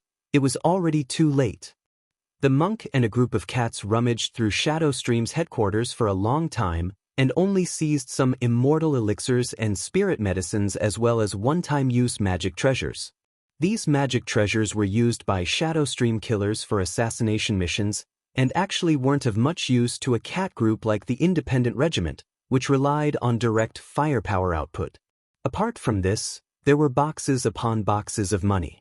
There were stacks upon stacks of 100 yuan bills in the boxes, and there were dozens of them. There were also some gold bricks and antiques. The monk made a rough estimate. If these things were converted into HNY, they would be worth at least several billion. Wang Ling was deeply shocked by such an enormous amount of money. He felt that this was definitely the master of Shadow Stream's bad taste. From a cultivator's point of view, they often viewed worldly money as worthless. In Huaxiao Nation, HNY was still the most common currency, and anything could be bought in HNY. However, for cultivators, HNY was generally used for daily necessities. If they wanted to buy a magic treasure, they would usually trade it in elixirs or magic treasures of equivalent value, which was more intuitive and easier to understand. Otherwise, it would be very troublesome to count millions or even tens of millions of dollars worth of money. Oh, by the way, it was worth mentioning that Father Wang had bought the Chanel brand magic sword for Wang Ling back then with gritted teeth and 3 million yuan on his back. In order to count these coins, the salesperson at the flagship store of Chanel's Legend of the Sword and Fairy spent a full 3 hours. In the end, this immortal sword hadn't even warmed up in Wang Ling's hands when he broke it with a crack. "Commander, we're rich." The monk's face was full of excitement as it reported what it had seized to Zheng Tan. "Alright, keep these things properly. From now on, all the cats in our independent regiment will be able to drink big bowls of milk and eat big mouthfuls of fish." Zheng Tan put its hands on its hips proudly. "But guild leader, there's something that looks very strange." As the monk spoke, he ordered the cats behind him to carry a stone box over. The stone box wasn't big, but it was quite heavy. 2 foundation establishment stage cats could barely lift it. When the stone box was placed on the ground, it was obvious that the loose soil on the ground immediately sunk in. The monk stared at the stone box and said, "This thing was found in the innermost room of Shadow Stream's headquarters. It looks a little like an antique. Guild leader, do you know what it is?" Wang Ling and Zheng Tan's gazes were focused on the stone box. It was squarish with curved corners and had neat patterns on all 4 sides. It looked like a work of art. The reason why it had attracted the attention of the monk and the other staff officer cats was that they could smell the faint scent of blood on the stone box. "This thing has obviously been stained with blood, but I don't know what it is." Staring at the stone box, Zheng Tan frowned and turned its gaze to Wang Ling. "Immortal Meow, what do you think?" Wang Ling's pupils shone slightly as he scanned the entire stone box with his gaze. In the end, he was astonished to find that the inside of the stone box was hollow. It was actually a template. And from its shape, it looked very much like a mask. At that moment, the stone ghost mask flashed through Wang Ling's mind. He somehow felt that the pattern on the outside of the stone box had the same wonderful effect as the stone ghost mask. In the end, Wang Ling put the stone box away. He felt that this thing should be able to provide grenade-throwing senior immortal with a lot of new clues about the stone ghost mask. Of course, the cats in the independent regiment naturally wouldn't have any objections to Wang Ling taking the stone box away. This was Immortal Meow. Even if Immortal Meow wanted to hand over all the supplies they had seized, they wouldn't have any objections. In fact, it was just that Wang Ling wasn't interested in these supplies. Furthermore, it was really hard for Wang Ling to imagine that the Grand Shadow Stream headquarters actually didn't even have a bag of crispy noodle snacks. Sure enough, this bunch of people who didn't eat crispy noodle snacks had no love. They didn't even have crispy noodle snacks. No wonder they were labeled a terrorist organization. Zheng Tan and the others would be responsible for dealing with the Shadow Stream killers who had already been blasted into charcoal on the ground, so Wang Ling didn't need to worry at all. This group of people had now completely lost the ability to fight, and probably wouldn't wake up for a while. But before he left, Wang Ling cast a spell at the entrance to Shadow Stream's headquarters.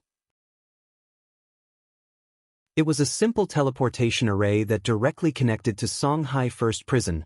After that, Zheng Tan swiftly withdrew with a full load of supplies and the cat soldiers around it. Not long after they left the headquarters on the top of the mountain, a proud girl wearing a cap and a mask swiftly approached the top of the mountain. But when she was halfway up the mountain, she suddenly felt that something was a little strange. She hadn't seen a single person along the way, and somehow felt that Shadow Stream's command center was especially quiet today. Mo Li clearly told someone that Big Sister was looking for me, so why isn't there anyone here now? The girl felt very strange, but she had no other way to contact Jiang Luiyue. When she had escaped from the prison, she had accidentally lost the life talisman. It had probably been washed away in the sewers. The only way now was to go up to the top of the mountain and take a look. Maybe Big Sister was in a meeting. With this thought in mind, the girl continued to climb the mountain. But the closer she got to the top, the stranger her expression became. She smelled gunpowder smoke. Big Sister. Jiang Luiying gritted her teeth anxiously and rushed to the top of the mountain in a few quick strides. She quickly found the entrance to the headquarters, opened the manhole cover, and jumped down. It was at that moment that the girl finally realized that she had fallen into a trap.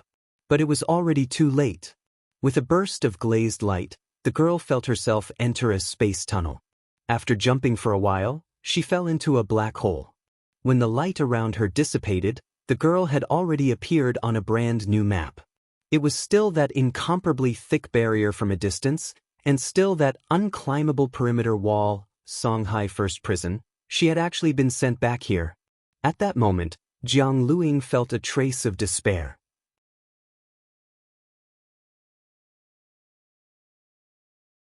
Chapter 173. All along, whether inside or outside the circle, everyone had mixed opinions about this young and promising Ajwa of the Alliance of 100 Schools General Administration. Some people thought that Ajwa had indeed relied on his own strength to get where he was, while others thought that he had used his connections and opened a back door. In fact, only Ajwa himself knew the situation best. Not only had he won without doing anything, he had done so in a baffling way. This time, Ajwa had been summoned to the prison by Secretary Sun Dukong, and had watched helplessly as that killer maiden had escaped from prison. To be honest, Ajwa was really quite depressed because he really hadn't been of any help this time. Warden Liang was just as gloomy as Ajwa. After all, the girl had escaped from right under his nose. Furthermore, the girl's response after escaping from the cage this time could be considered very timely. Warden Liang had thought that he would be able to catch her before the impact of the incident spread further. In the end, the girl had still escaped in front of Secretary Dukong. At the entrance of Songhai First Prison, Warden Liang was seeing Ajwa off, even though the media had already clarified the matter. Although he had already clarified the matter in the news media, he still had to take the blame. Unless he could redeem himself by capturing that Shadow Stream maiden again, he would still be punished. Looking at the current situation, a demotion was inevitable. Warden Liang had worked in the prison for many years, but this was the first time he had encountered such a situation. In the end, he could only admit that he was unlucky. The barrier was right in front of the main entrance of the prison. 2 days ago, the girl had smashed open a hole in the barrier, and after urgent repairs, it had more or less recovered. Under normal circumstances, only the prison staff could enter and exit the barrier normally. Everyone else had to be accompanied if they wanted to leave the barrier. Led by Warden Liang, Ajwa arrived at the entrance. The atmosphere on the way was a little depressing, and it was obvious that Warden Liang was feeling gloomy as he considered how to write a self-reflection essay. Writing a self-reflection essay was a skill. As long as he wrote to the point, his superiors might give him a lighter punishment on account of his years of hard work. Ajwa really didn't know how to console him and could only sigh. Warden Liang, don't take it to heart. There's a good saying that everything will sort itself out. Warden Liang's eyes were full of hidden bitterness. Sometimes, when you're in a hopeless situation, you can't help it. Perhaps miracles often happen. As he consoled him, Ajwa pointed to the sky. Warden Liang, look, when God closes a door, he will definitely open another window. Just as Ajwa finished speaking, a colorful cloud suddenly appeared in the sky. There was a buzzing sound. A black shadow fell out of the cloud with a plop sound. It had to be said that Wang Ling's express delivery was very timely. And so, just like that, Jiang Luiying was caught once again. Warden Liang held an emergency meeting on the case, and Ajwa, who had been about to leave, was forced to stay. Ajwa knew that government departments had to follow procedures, and it was really hard to explain how the Shadow Stream maiden had been caught. Because this guy had indeed suddenly fallen out of thin air in front of them. Furthermore, he had been pointing at the sky at the time of the incident, which had been seen by the prison guards accompanying him nearby. The meeting was quiet. Everyone was waiting for Warden Liang to report on the case. The old secretary sat on one side drinking tea, looking like he was watching a show. In fact, most of the people had already spread the general situation in private, and they had more or less understood it. Ajwa lowered his head and fidgeted uneasily, as he had a bad feeling about it. Warden Liang opened his mouth. The jailbreak incident this time was resolved so quickly. Of course, our colleagues from all departments in Songhai First Prison worked together to search for Jiang Luing. Of course, the person we should thank the most is our director Zhua. Speaking up to this point, Warden Liang couldn't help the tears welling up in his eyes. To be honest, I misunderstood Director Zhua before. But Director Zhua's performance was truly flabbergasting. For our Huaxiao nation to have an official like Director Zhua who cares about the people and is quietly working behind the scenes is truly a great blessing for the government and the people. Zhua, Warden Liang, I think we should give Director Zhua a first-class merit this time. Zhua, actually all right, little Zhuazi, don't be modest. A meritorious deed is a meritorious deed. You were the one who arranged for the person to be arrested last time, but in the end, you're still being modest. It's good to be humble, but you should also be frank about your meritorious deed. The old secretary directly interrupted Zhua and looked at him with unprecedented kindness in his eyes. Sure enough, you didn't let me down. Zhua nodded. Zhua, and so, Zhua had performed a meritorious deed again. The old secretary's words were worth 1,000 words. Zhua also felt very helpless about this. Nowadays, whether it was good or bad comments, they all followed the trend. Furthermore, most people liked to follow their first impressions and follow their own subjective perceptions to judge whether something was good or bad. Zhua remembered that in the years when grenade-throwing Senior Immortals Cultivation Forum had been in full swing, there had been a lot of cultivation forums that imitated this format. One of them was called Drops of the Sky. Back then, there had been two kinds of people in this forum.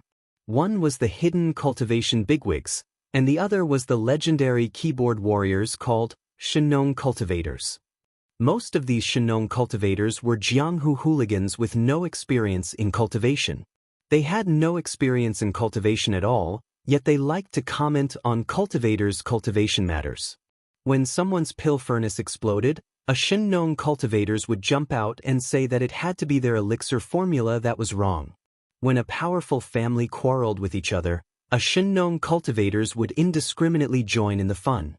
Once, someone who claimed to be a Shenong cultivators certified by Huaxiao Nation pointed out a certain apothecary's elixir formula. In the end, when that apothecary's elixir hit the market, it received a lot of praise. Just like that so-called Shenong cultivators alchemist was slapped in the face.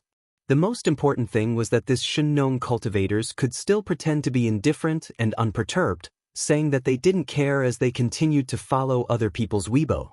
Furthermore, Zhua also realized that the funniest thing was that these Shenong cultivators actually liked to take their own positions.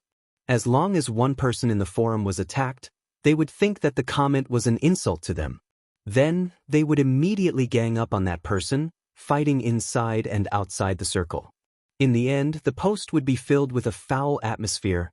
Now, this cultivation forum had already fallen into decline. After the jailbreak incident this time, Zhua deeply felt that his situation was in fact similar to this declining forum. Every time he rendered meritorious service, it was someone else who had set the pace, while he himself always had a blank expression on his face. With so many things bottled up in his heart, who should he turn to in the end?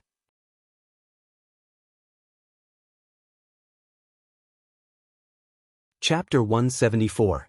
The independent regiment's preemptive, large-scale anti-terrorist operation this time had ended in Shadow Stream's crushing defeat, with 0 casualties among the local cat regiments.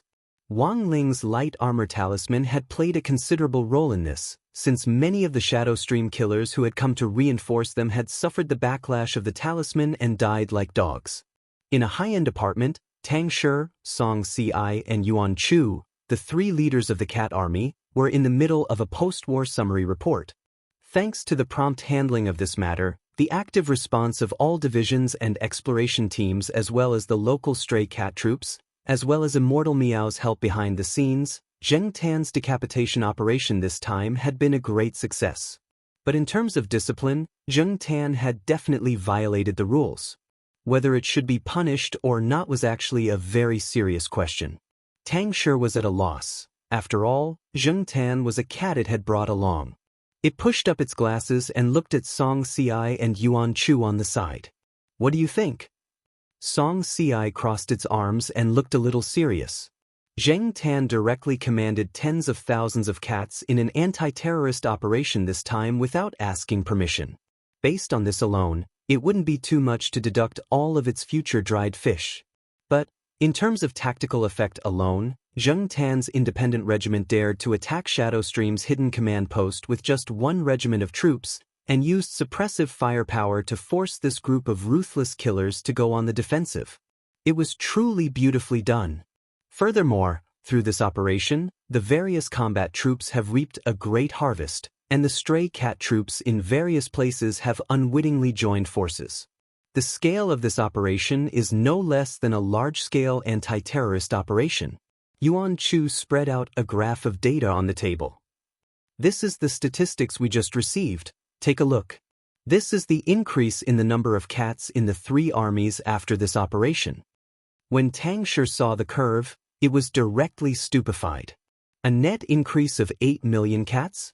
Our three armies only had 2 million cats to begin with. Song Si rested its chin on its paws. After this operation, these stray cats from more than a dozen different cities are willing to rely on us. Of course, based on the preliminary statistics, the number is indeed a little higher. The stray cats in our three armies are all combat troops and have definitely been screened. As for the cats that weren't selected, we'll find suitable shit-shoveling officers to take care of them. Tang Shi scratched its head. So many cats, can we manage them all? Will there be any problems with funding? Yuan Chu smiled. Zheng Tan, this kid, seized the three armies' pay from Shadowstream's command center, which we wouldn't be able to earn back even if we spent dozens of years. Together with the one-time use magic treasures and antiques we seized, we filtered out the rest and sold off the useless stuff. We definitely have sufficient funds. And that's good. Tang Shi nodded. By the way, what happened to that master of Shadowstream, Jiang Lue? Song Si said, this master of Shadowstream is a step that all of us missed. I didn't expect him to be so cautious. Using the spiritual clay to create a clone, he escaped like a cicada shedding its skin. But Immortal Meow also said that we don't have to be too wary of this person for the time being. Her clone was destroyed by Immortal Meow, and she lost at least 600 years of cultivation. 600 years? That much? Song Si chuckled. This time, she lost 600 years of cultivation in one go. She was afraid that after a while, Zheng Tan's cultivation would be higher than hers. It said that after receiving Immortal Meow's personal guidance, its realm has advanced by leaps and bounds. This kid is too impulsive. With a few more days of tempering, he'll definitely become the backbone of the army. Yuan Chu stroked its cat whiskers. Tang Shi was a little speechless. It had thought that its two brothers were going to punish Zheng Tan, but in the end, they were actually speaking up for it. Sure enough, it felt good to be appointed by Immortal Meow. On the other side, the Shadowstream girls' prison break had just ended, and Warden Liang was writing a post-battle reflection after the seminar. Thanks to Audiobook this time, that escaped girl had been caught in time and hadn't caused any further social impact. His position as warden had been saved, but he still had to write a reflection. Warden Liang was having a headache. Apart from writing down his own mistakes in this self-criticism report, Warden Liang was also having a headache. In addition, he had to write a prison strengthening bill to improve Songhai First Prison's security measures in all aspects, so as to prevent this kind of situation from happening again. After thinking for a long time, Warden Liang sent Zhua a text message. Director Zhua, I'm Little Liang. I'm currently writing a reflection on the prison strengthening bill. Do you have any comments? When Zhua received this message, he almost dropped his phone. According to the government's definition of positions, he, as the director of the general administration of 100 schools, was actually on the same level as the warden of Songhai First Prison.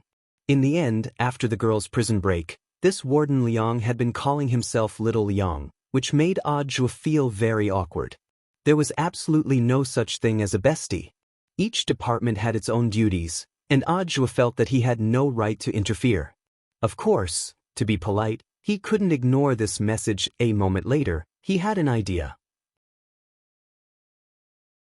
He remembered that Heavenly Meow had a popular and trending mask, so he immediately took a screenshot of the shop and sent it to Warden Liang.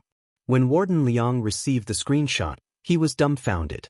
"Director, may I ask what this is?" Audrey replied, "This is a talkative mask. After you put it on, you'll become a chatterbox. If all the brothers in the prison wear one, they'll be able to work energetically every day, be alert at all times, and never feel sleepy again." Warden Liang: "Is this reliable? Who's the boss of this shop?" Audrey: "Huang Shaon." Warden Liang: "On the next Sunday, June 5th, the old man turned on the news, which was full of news about Shadowstream's headquarters being destroyed by artillery fire. All the core gold ribbon killers in Shadowstream's headquarters had been captured. Furthermore, before Wang Ling had left, he had erased all their memories of the cat group. After simple medical treatment, these Shadowstream killers were escorted by several special motorcades to the cultivation police station for interrogation that very night. They gave a very clear account of how the headquarters had been attacked, but unfortunately, no one could remember who had done it. The hostess of the news glanced at the script out of the corner of her eye, then reported with a smile, "Experts from the relevant departments say that this is amnesia syndrome caused by the Yadali artillery attack, Wang Ling." Thus, the identity of the people who had attacked Shadowstream's headquarters became an unsolved mystery since the founding of Huaxiao Nation. It wasn't just an unsolved mystery for the country, but also a huge cloud of doubt for the whole world. Some counterterrorism experts even said that Shadowstream had actually been wiped out by aliens. Wang Ling felt that this was only half true, because it wasn't aliens who had wiped out Shadowstream, but cats.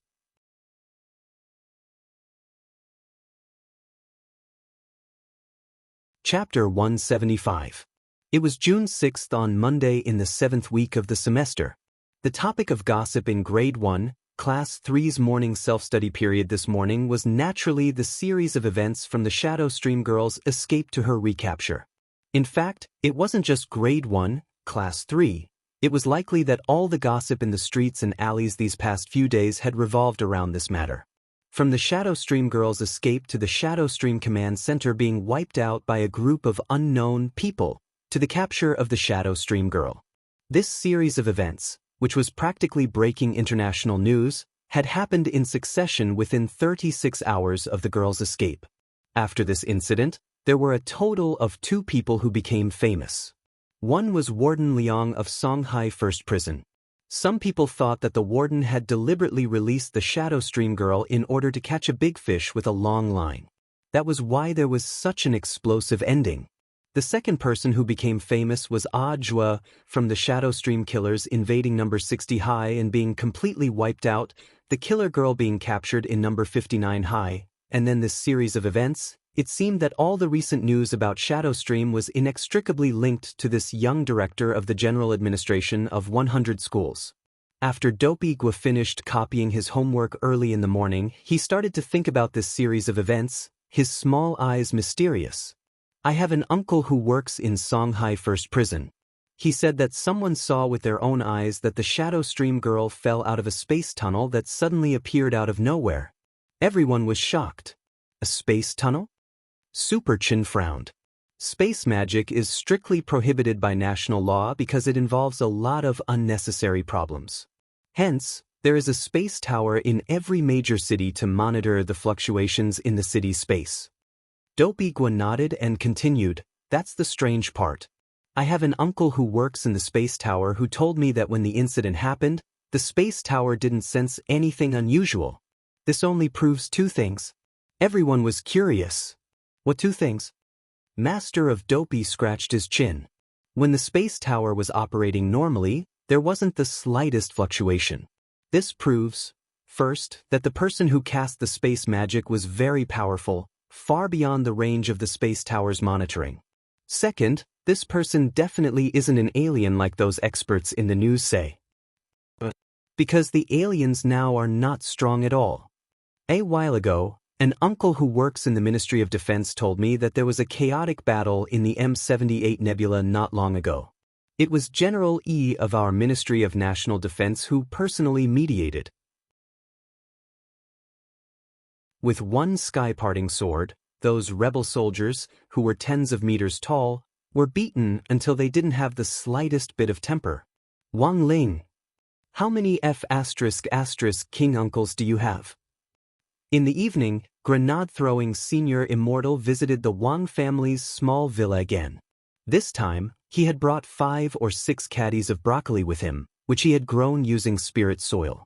Of course, the parent of the broccoli was still the one which Grandfather Wang had put in grenade-throwing Senior Immortal's bowl back then. When he brought broccoli to the Wang family's small villa several times in a row, grenade-throwing Senior Immortal looked a little lost.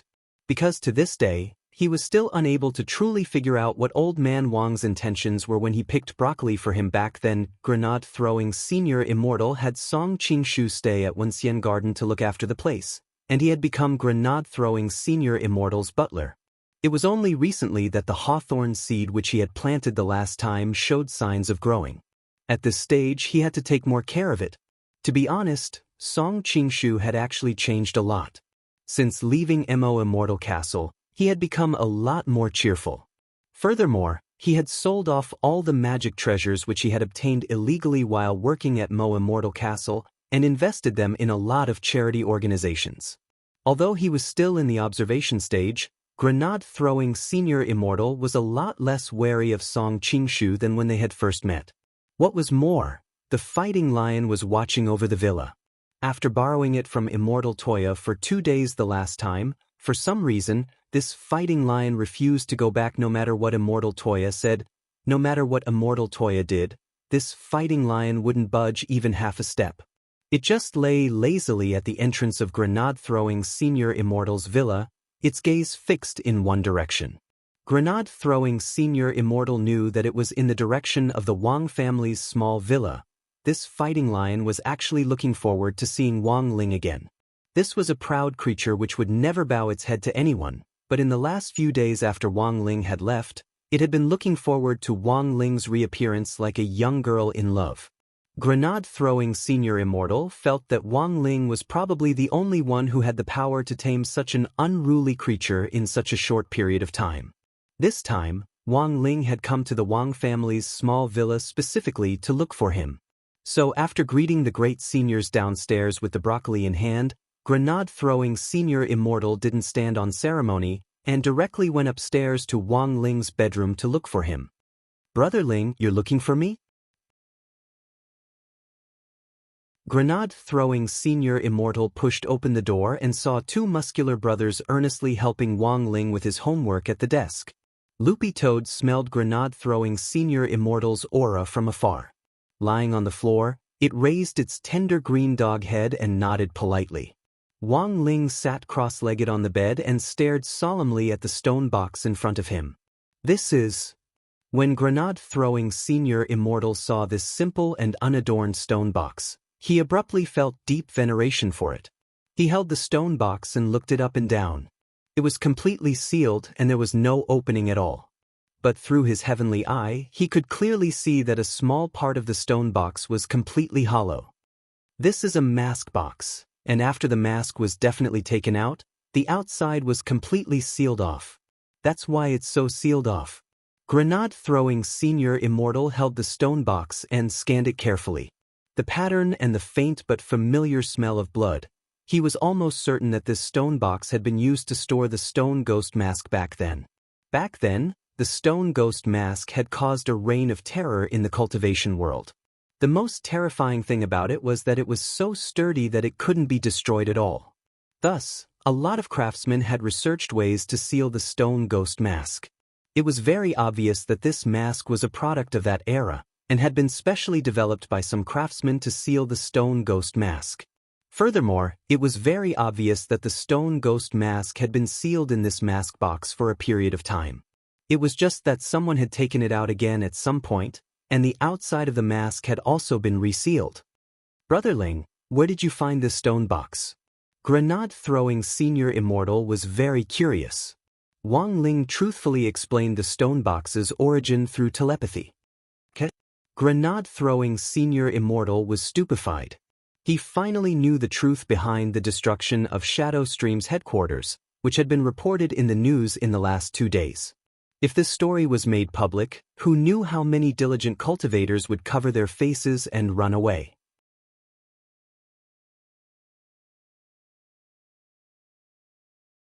Chapter 176. The appearance of the stone box had indeed given grenade-throwing senior immortal a lot of inspiration. As for why the stone box had ended up in the hands of this group of Shadow Stream killers, after careful consideration, it wasn't hard to explain.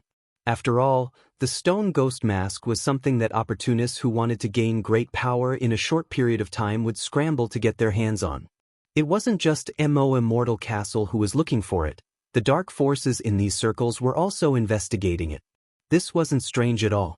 The truth was that with the annihilation of Shadow Stream's headquarters this time, an internationally renowned killer organization might never have a chance to rise again.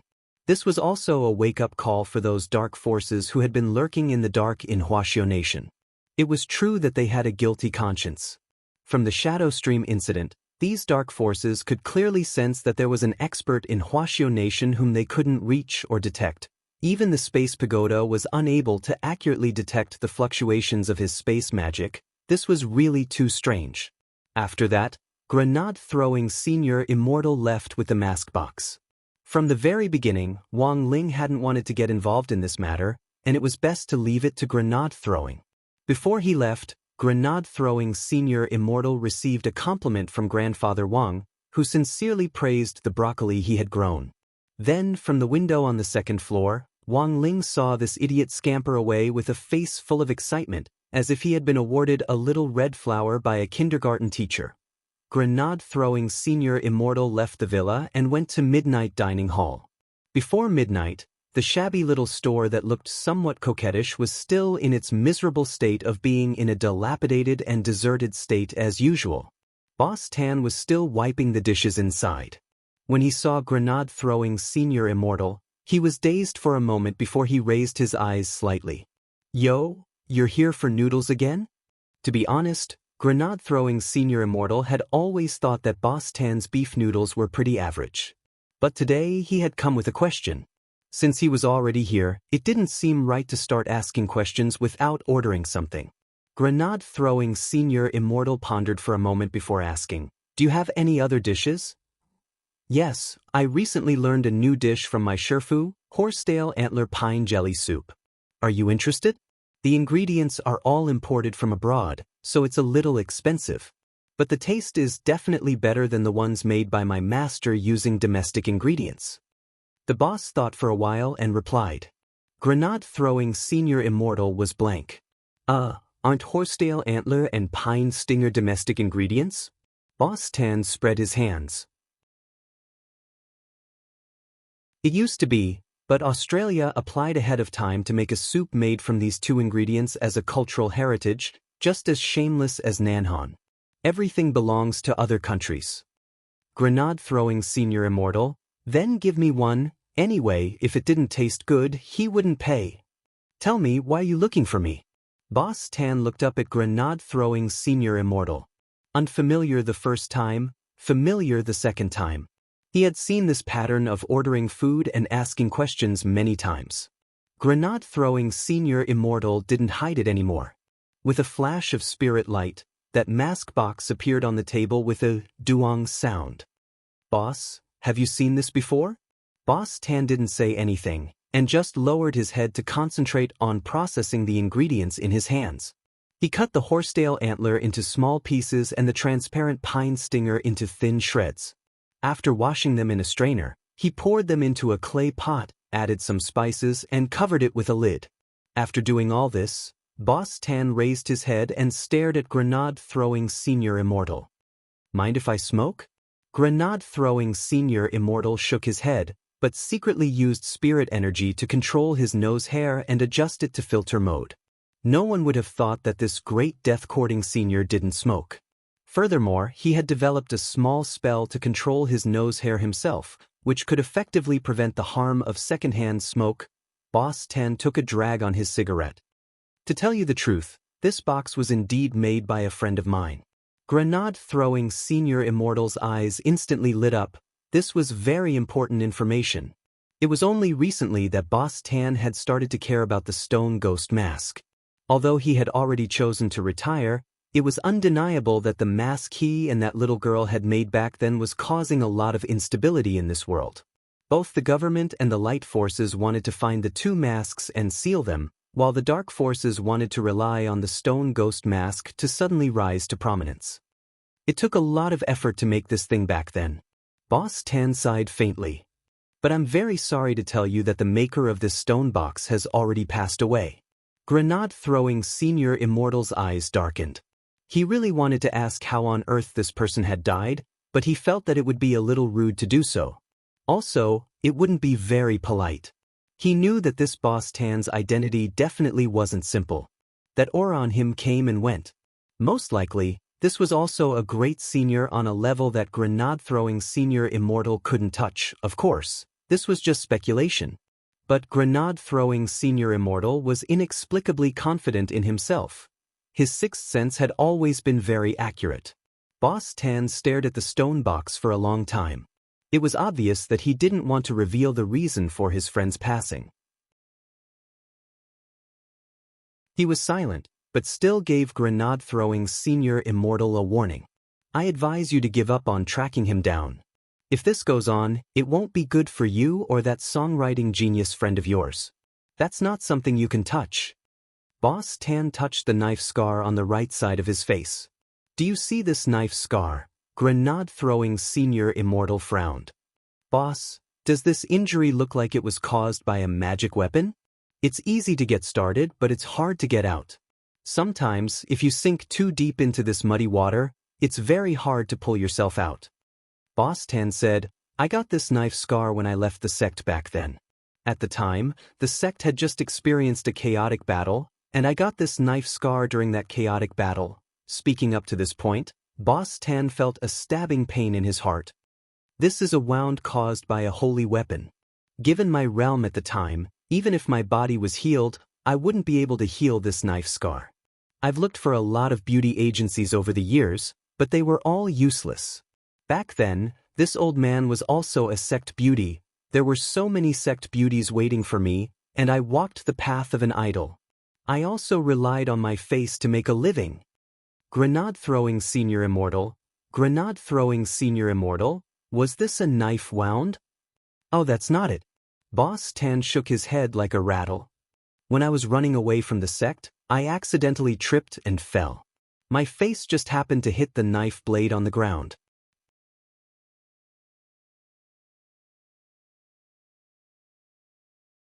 Chapter 177. The destruction of Shadow Stream had in fact affected a lot of people. Ever since I used Death and Oz was diagnosis as a vegetable, the lady of the castle seemed to have settled down in her office in that big building in the heart of the city. With major incidents happening one after another in Mo Immortal Castle, she had too many things to deal with. Furthermore, almost every 10 minutes or so, someone would come to her office with the latest intelligence. The lady of the castle's office on the top floor was a presidential suite, complete with a bathroom and a bedroom. Early that morning, the lady of the castle woke up from her meditative state and felt a lot more refreshed. After one night, the dead brain cells from yesterday had been replenished. For cultivators, meditating was far more effective than ordinary people simply relying on sleep. When she opened the bedroom door, the documents on the desk had already piled up into a small mountain. There was a lot of information on the impact of Shadow Stream's destruction on Mo Immortal Castle. After all, Mo Immortal Castle and Shadow Stream had had a lot of private dealings over the years. Shadow Stream's sudden destruction naturally had an impact on Mo Immortal Castle. But this wasn't the most important factor. After all, Mo Immortal Castle and Shadow Stream were only partners, not dependent on each other. After searching through the large pile of information that had been delivered early in the morning for a while, the lady finally found a piece of intelligence that interested her. It was information on the investigation of the family in the small villa in the suburbs, on East Huang Road. The life signals of the two Immortal Castle cultivators whom the lady of the castle had sent out earlier had been cut off after they had entered the villa. After that day, the lady of the castle had started to have intelligence personnel investigate this family. She started reading from the beginning, word by word, for fear that she would miss some important clue. Unfortunately, the results almost made her flip the table. This was an ordinary family to begin with. The female head of the household was a housewife, and the male head was a web novelist. Their son was still in grade 1, and was only a foundation establishment student. There was also an old man in the family who already had one foot in the grave. The lady of the castle really couldn't figure out how a cultivator from such an ordinary family had been buried inside. Had she King run into a ghost? The lady's first reaction was that she had been tricked by the intelligence department. But with a working attitude as a leader, the lady continued to read the information carefully. After all of Immortal Castle's intelligence personnel had been specially trained by a retired old man from the Chaoyang district, who they had hired at a high price. Based on previous years of intelligence gathering, they had always been very reliable. According to a Immortal Castle intelligence agent, in March this year, Shadowstream killers had launched a surprise attack on number 60 high school. In the end, the three young masters of burying love, who were ranked in the top 20 on the international list of killers and were known as the three young masters of burying love in the world of killers, had been killed in action along with more than 10 of their subordinates. Number 60 high school had escaped unscathed, and none of the students had been harmed at all. Second intelligence. In May this year, the elite students of number 60 high school were sent to number 59 high school to participate in the Spirit Sword exchange meet between the two schools. During the exchange meet, Gold Ribbon killer Jiang Luiying, the younger sister of the master of Shadowstream, attempted to launch a night attack on the eve of the exchange meet, but was ultimately captured. The third piece of information was about the Shadowstream incident. At first glance, these three incidents centered on Shadowstream seemed to be a logical connection, and there were no clues to be found. But the lady of the castle had still found some clues. She realized that all three incidents were related to that foundation establishment high school student in that desolate villa. It seemed that wherever this high school student went, Shadowstream would follow him. But that wasn't the most important thing. The most important thing was that every time Shadowstream incident occurred, it could be perfectly resolved, which forced the lady to ponder the truth behind it. As for the third incident, it didn't seem to have anything to do with Wang Ling on the surface. But according to the Intelligence Department's information on the recently popular Director General of the General Administration of 100 Schools, Audiobook's relationship with this family actually wasn't simple. Putting these three incidents together, the lady couldn't help cupping her chin in her hands as she pondered deeply. Back then, this family had inadvertently found the stone ghost mask online, and Song Qingshu had been obstructed in every way he could when he went to buy it. If it really had been an ordinary family, they would never have been able to resist the temptation of money. After careful thought, the lady suddenly realized that there was a reason behind Immortal Castle's repeated attempts to seize the stone ghost mask in the last few months without any results. The lady took a deep breath. Somehow, she felt that she had really provoked a troublesome opponent this time. From the information she had gathered, Audiobook, Director General of the General Administration of 100 Schools, grenade-throwing senior immortal, the owner of the Cultivation Forum, plus this family's male owner, who was a well-known web novelist in the secular world, as well as several cultivation bigwigs who had expressed their support online after Mother Wang had been groped. This unremarkable little villa in the desolate suburbs had actually connected so many people who could shake the cultivation circle with just a shake of their legs. Who on earth was this Wang Ling? Was he really just an ordinary high school student? If the other party really was just a high school student, then which almighty was standing behind him? The lady didn't dare think about it any further. At this point, she didn't have enough evidence to prove that there was something wrong with this family. At most, she could only guess that there was an unimaginable big shot behind them. The lady had already thought it through very clearly. They had all underestimated the people in this villa before, and had thought that this was just an ordinary family. They had underestimated their enemy again and again, which was why they had ultimately been defeated in every confrontation. In any case, next time, they would have to wait until they had a clear picture of the situation before making a move. The lady crossed her slender fingers and rested her chin in her hands. On her high nose bridge, a pair of gold-rimmed female glasses shone. A moment later, she picked up the phone and quickly dialed Gongsun Lianqing, the director of the intelligence department. "Is this Director Gongsun?" On the other end of the line came a slightly aged voice. "Yes, lady. I've read all the information on that villa in the suburbs. Do a careful investigation of this villa. I want to know everything about the family's basic income and their daily interactions. Also, send someone to investigate a student, his classmates, and his teacher. I want you to give me all the information in one day." "No problem, lady. What's the student's name?" "He's called, wait, what was his name again? F***K. What on earth was his name?" The lady was very embarrassed. She had just read the information. How could she have forgotten?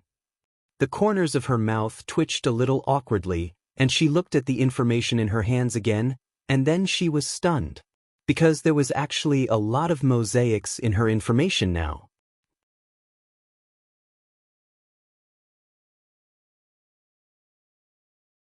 Chapter 178.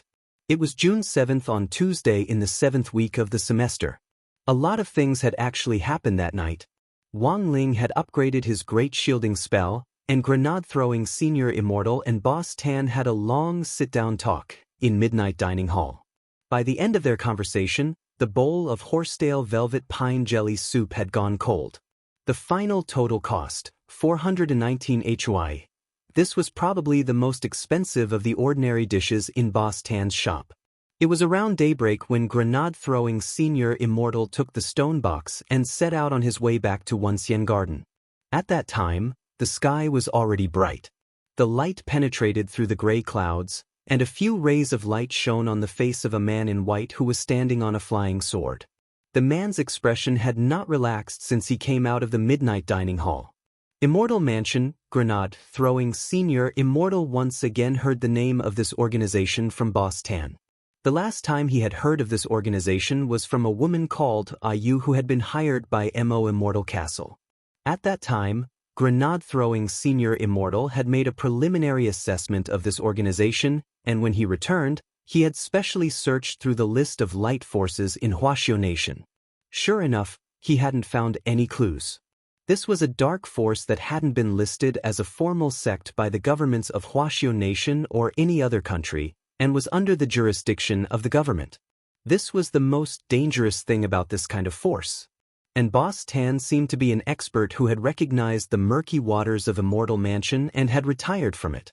Although he didn't know the specific connection between Boss Tan and Immortal Mansion, his sixth sense told him that they might really run into trouble. On the way home, grenade-throwing senior immortal pondered this in his heart.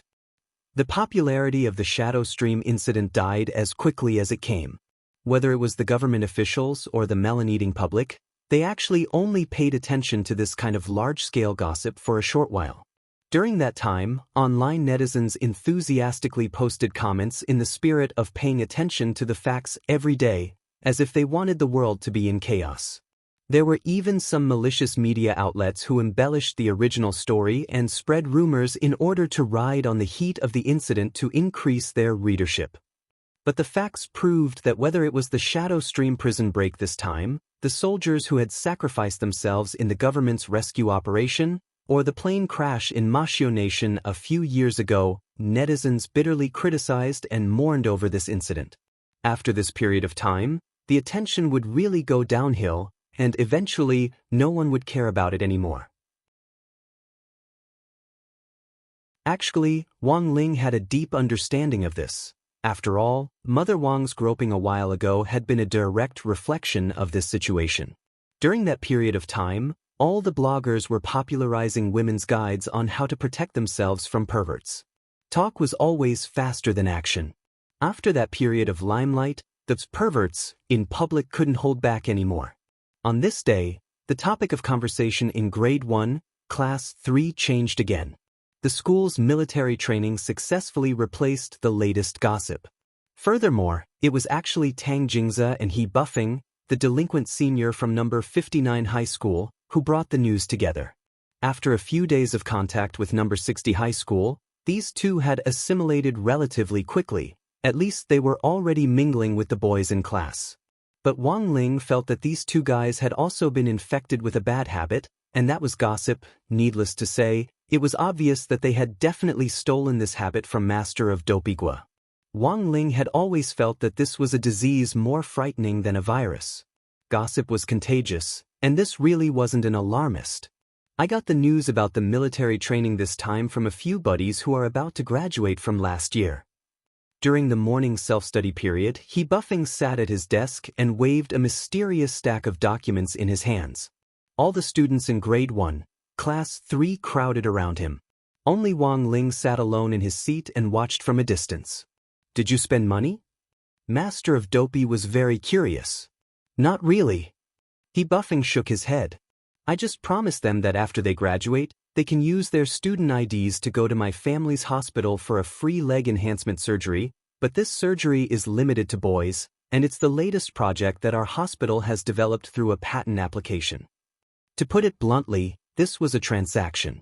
A leg enhancement surgery in exchange for information. That works.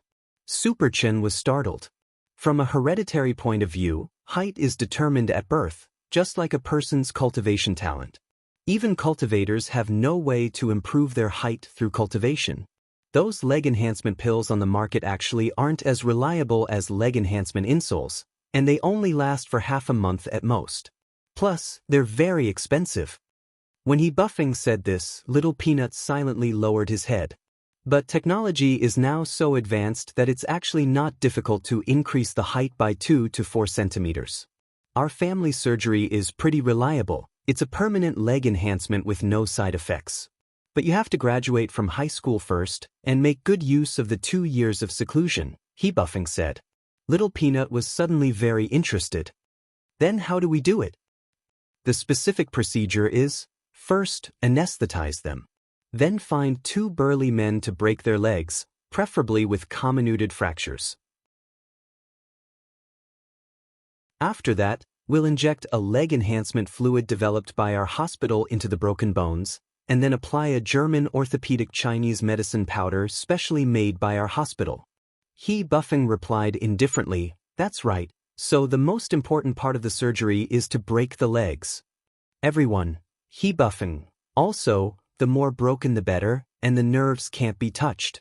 The 2 burly men who break the legs have also been specially trained by our hospital. Super Chen covered his face and smiled bitterly. This is simply too brutal. So, this surgery is only suitable for boys. Girls' leg bones are thinner, so it's not easy to control your strength, He Buffing said. Dopigua, I just want to know, do the 2 people you exchanged information with know about this? He Buffing shrugged. Of course they don't. Dopigua, then when they find out the truth, won't you be in great danger? He Buffing patted Dopigua on the shoulder. Don't worry, by then, their legs will have already been broken. It was only at that moment that Wang Ling finally realized how terrifying this delinquent senior was. Getting down to business, He Buffing opened the information in his hands, which he had already read last night. Let me give you a brief explanation of the new military training this time. In addition to practicing military posture, there's also a survival contest in the team event. Feather Lin, a sand washing contest? Are we really going to play in the mud? It's a survival contest, not a sand washing contest. He Buffing rubbed his temples and continued to say, for this survival contest, all the students from the 6 schools participating in the military training will be placed on the same map. With 2 schools as one alliance, they will be divided into 3 alliances to carry out simulated combat training on the map. The last 10 survivors will win the competition.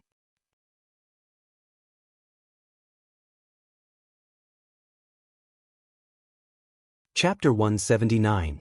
In previous school military training, there had never been a military drill like this.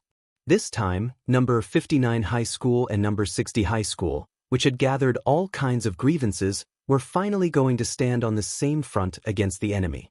Although there weren't many people who knew about this, thanks to Tang Jingze and He Buffing, Grade 1, Class 3 was the first to know about this survival contest, and they all looked a little eager to try it out. What are the specific rules? Someone asked He Buffing. The survival contest this time is a little different from the previous Spirit Sword Exchange meet. Secondly, after entering the map, everyone will be empty-handed. Spirit swords and all magic treasures are forbidden. What we need to do is to collect magic treasures that are randomly distributed on the map, and then defeat people from other schools, He Buffing explained. Of course, whether the magic treasures are good or bad will all depend on luck. Speaking up to this point, Tang Jingze sighed. So compared with the previous Spirit Sword Exchange meet, the actual combat training this time is more of a test of adaptability. Of course, there's also a bit of luck involved. What if someone finds a pair of immortal shoes and then scurries all over the map? Or if they find a high-level immortal sword at the beginning and start a large-scale massacre, even we might not be able to do anything about it. Everyone, then who are our opponents this time? Asked Little Peanut. They're all from Peiyuan District. Prime Elevation High and Reliance Girls High are in one alliance, and Building Materials High and God Vision High are in another alliance, said Tang Jingze. Hearing the names of these high schools, Super Chen's eyes suddenly darkened. Even God Vision is participating. This is the key high school designated for the children of the Shao clan. But Dopigwa shook his head.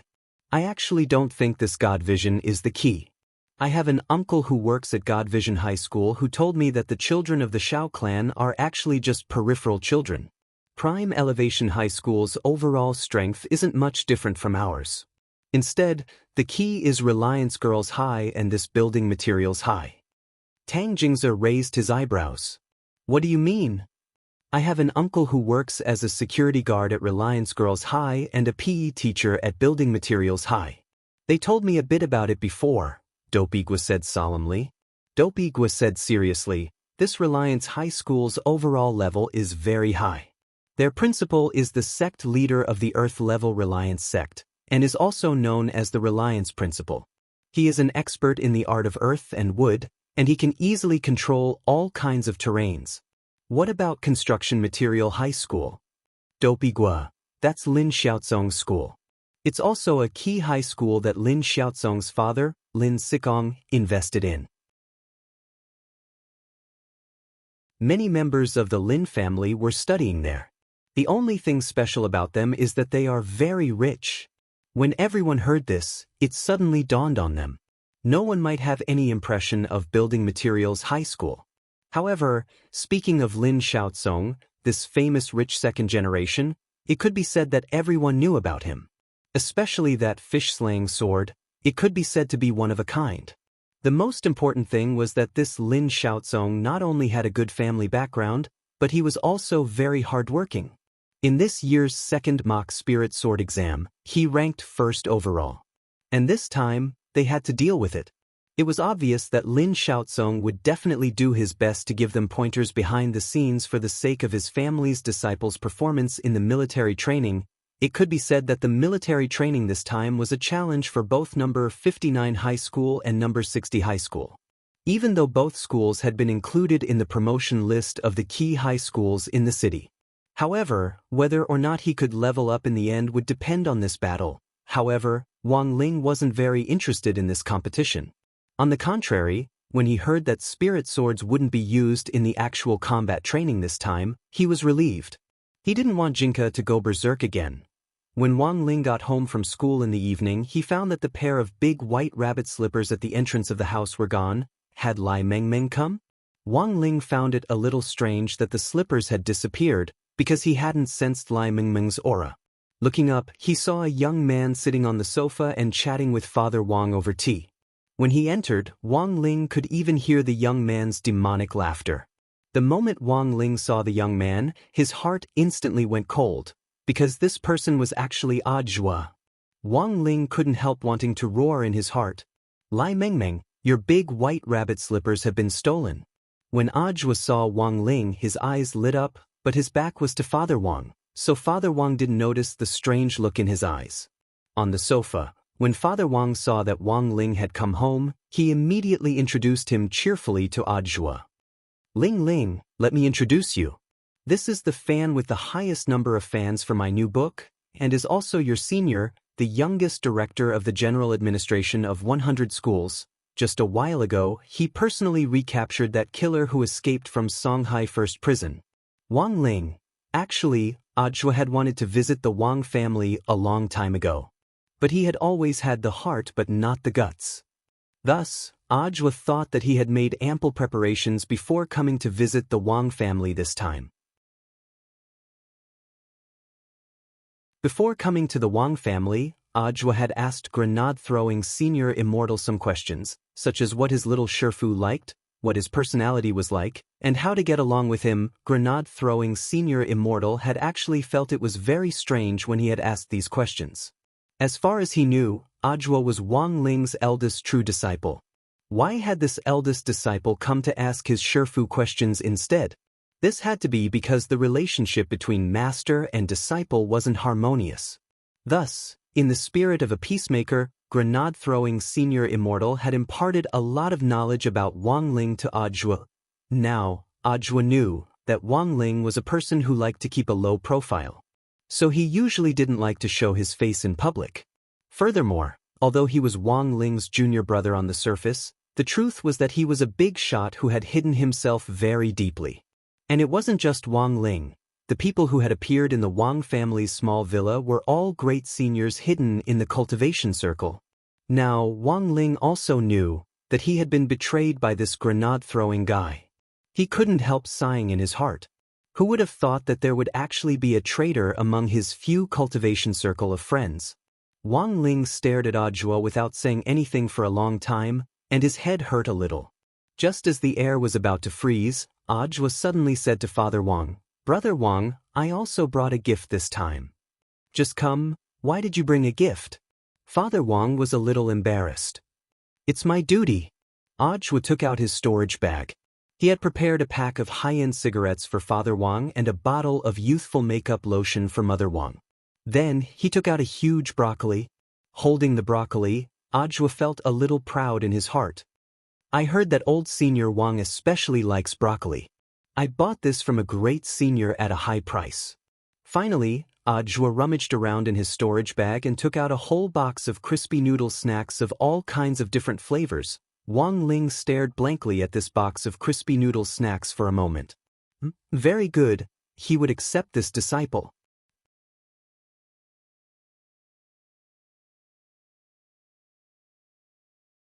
Chapter 180. It was June 8th on Wednesday in the 7th week of the semester. Today, Old Antiques Theory of History class started to talk about gossip as usual, but the content this time was a little different. In the past, the gossip was mostly related to the knowledge in the textbooks, but this time, Old Antique started to talk about the well-known killers on the international ranking list of killers based on the Shadow Stream incident. The Shadow Stream incident has been a hot topic in the last few months, and has attracted the attention of many municipal leaders.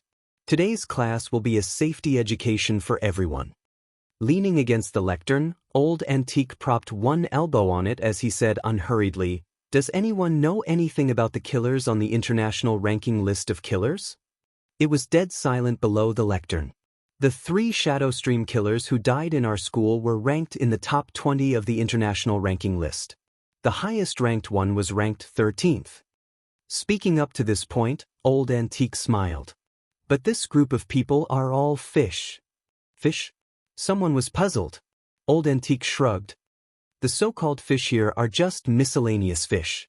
Everyone, forgive me for being blunt, in my opinion, those who aren't ranked in the top 10 on the international ranking list of killers are all miscellaneous fish." Old Antique smiled slightly. His words caused a burst of laughter below the lectern, but Wang Ling felt a little confidence in Old Antique's words. He had witnessed Old Antique's strength with his own eyes, and had always felt that this theory of history teacher's true identity wasn't ordinary. To Wang Ling, Old Antique had always been a mysterious man with a story. In fact, ever since he had come into contact with Third Saint and learned about Killer Taoist, Wang Ling had actually been a little suspicious about Old Antique's identity. But could Old Antique's true identity be that expert who was ranked first on the international ranking list of killers? Today, I'm going to talk about the top 10 killers on the international ranking list of killers. Speaking up to this point, a mysterious expression appeared on Old Antique's face. On the international ranking list of killers, the master of Shadow Stream, Jiang Luiwei, is ranked 6th. She hasn't appeared since the destruction of Shadow Stream's headquarters, but I don't think she's really dead. Now, let's sort through the rankings from the bottom to the top. The killer ranked 10th is codenamed Night Rain Kidney Trouble. Night Rain? Kidney Trouble? Well, let's talk about the origin of Night Rain Kidney Trouble. Legend had it that this assassin's family was rather poor when he was young and did not have the resources to cultivate. That was why he embarked on a path of no return. He harvested kidneys and sold them for money. The specific price was determined by the realm of the cultivator. The higher the realm, the higher the price of a kidney. This person had once caused a reign of terror in the Jianghu, and countless cultivators had their kidneys cut off by him. Therefore, there is another name for it, the kidney hunter. Hearing this, the students in the class couldn't help but tremble. This was only the 10th place, and he was already so abnormal. Then, what kind of monstrous level would the people above him be? Old Antique continued with his introduction. The 9th killer, code name, Little Cold Hands. This person was born with a strange physique. He was born with cold hands. Every time you carry out a mission, you always look harmless and find an opportunity to pretend to fall. Why did he pretend to fall? Everyone was confused. Of course, he was looking for an opportunity to shake hands with the target of the assassination. By pretending to fall, he would seize the opportunity to shake hands with the target, which would make him look more natural. Old Antique said meaningfully, once you shake hands with this person, the special cold air in his body will instantly invade your internal organs, freezing and paralyzing you for a short period of time. Of course, this state only lasts for a short time, but as a professional assassin, this little bit of time is more than enough to assassinate a person. Back then, the cultivators in the cultivation Jianghu who fell victim to this person were completely unable to react until the moment they were killed. The 8th killer, code name, Steamed Bun Invasion. This killer is a little special. Every time before an assassination mission, he will leave behind a meat bun with a bloody steamed bun. Compared with the previous 2 killers, this person's most formidable aspect is that he can appear and disappear unpredictably. His chi concealment technique is extremely powerful and frightening. The 7th killer, code name, 1-inch ash. This killer is a little special. The weapon he uses for assassination is 1-inch ash. Rumor has it that he has refined his own hair into a magic treasure. Whenever he makes a move, he will definitely take down his opponent. Until today, he has never failed. Refining his hair into a magic treasure? Hearing this, Wang Ling couldn't help frowning. He felt that this technique was a little similar to that of Zhua and Yu from Immortal Mansion. I won't go into too much detail on the 6th master of Shadow Stream. Next, I'll focus on the top 5 killers. Old Antique stealthily took out a spicy strip from his pocket and put one in his mouth. I believe that after the Shadow Stream incident in the last few days, everyone has heard about the 4th and 5th killers from various sources. These 2 killers are a famous couple in the international circle of killers, and are nicknamed Elders Gold and Silver. One is Elder Gold and the other is Elder Silver, and both are very good at using poisons. Are these poisons useful on cultivators? Of course they are. Old Antique nodded. Everyone has taken pharmacology classes and knows that common poisons have no effect on cultivators. For ordinary people, whether it's the nerve venom of a venomous snake or the highly toxic sap of some plants, just a little bit is enough to kill them. But for cultivators, no matter how much of these poisons they ingest, they can ultimately use spirit energy to force them out of their pores. But Elders Gold and Silver's poisons are more flashy and come in all kinds. Furthermore, only they can neutralize them. As far as I know, They have also developed a new kind of poison? Someone couldn't help asking, what kind of poison is it? Old Antique replied, it's a highly toxic poison that can cause confusion in the nerves. The victim will quickly become feminine in a very short period of time and become very seductive and very annoying. Elders Gold and Silver once secretly used this poison on the original 4th place on the ranking list of killers, codenamed 5th Saw of the National Server. Someone asked, and then? Old Antique shrugged. It said that this 5th Saw of the National Server went crazy overnight. That night, he broke into the homes of the other killers and shouted at the top of his lungs, I don't care, I'm the most handsome, I'm your little cutie. Everyone in Grade 1, Class 3 felt their scalps go numb when they heard this. In the end, by the time this killer was found, he was already dead. His kidneys were gone, his body showed signs of being frozen, and there were strands of hair on his neck. Furthermore, there was a bloody meat bun next to his body. Everyone, that's right, this killer who was originally 5th on the ranking list was killed by his peers. After that, Elders Gold and Silver's ranking rose. Just like that, one ranked 4th and the other ranked 5th.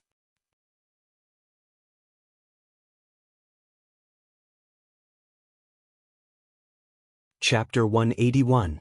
It had been a full 3 days since Shadowstream's command post had been destroyed, and it had taken Jiang Luiyue 3 days in the secret underground room to adjust her body's condition. This master of Shadowstream made a preliminary calculation. After this incident, he had already lost at least 600 years of cultivation. Even if that clone made of spirit clay had been completely destroyed, as long as she could retrieve it in the end, she would be able to preserve her realm.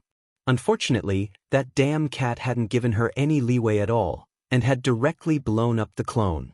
The command post had been destroyed, her younger sister had been imprisoned again, and even her assistant Emily had been arrested and imprisoned. The Shadowstream group, which had shaken the world of killers in the past, no longer existed.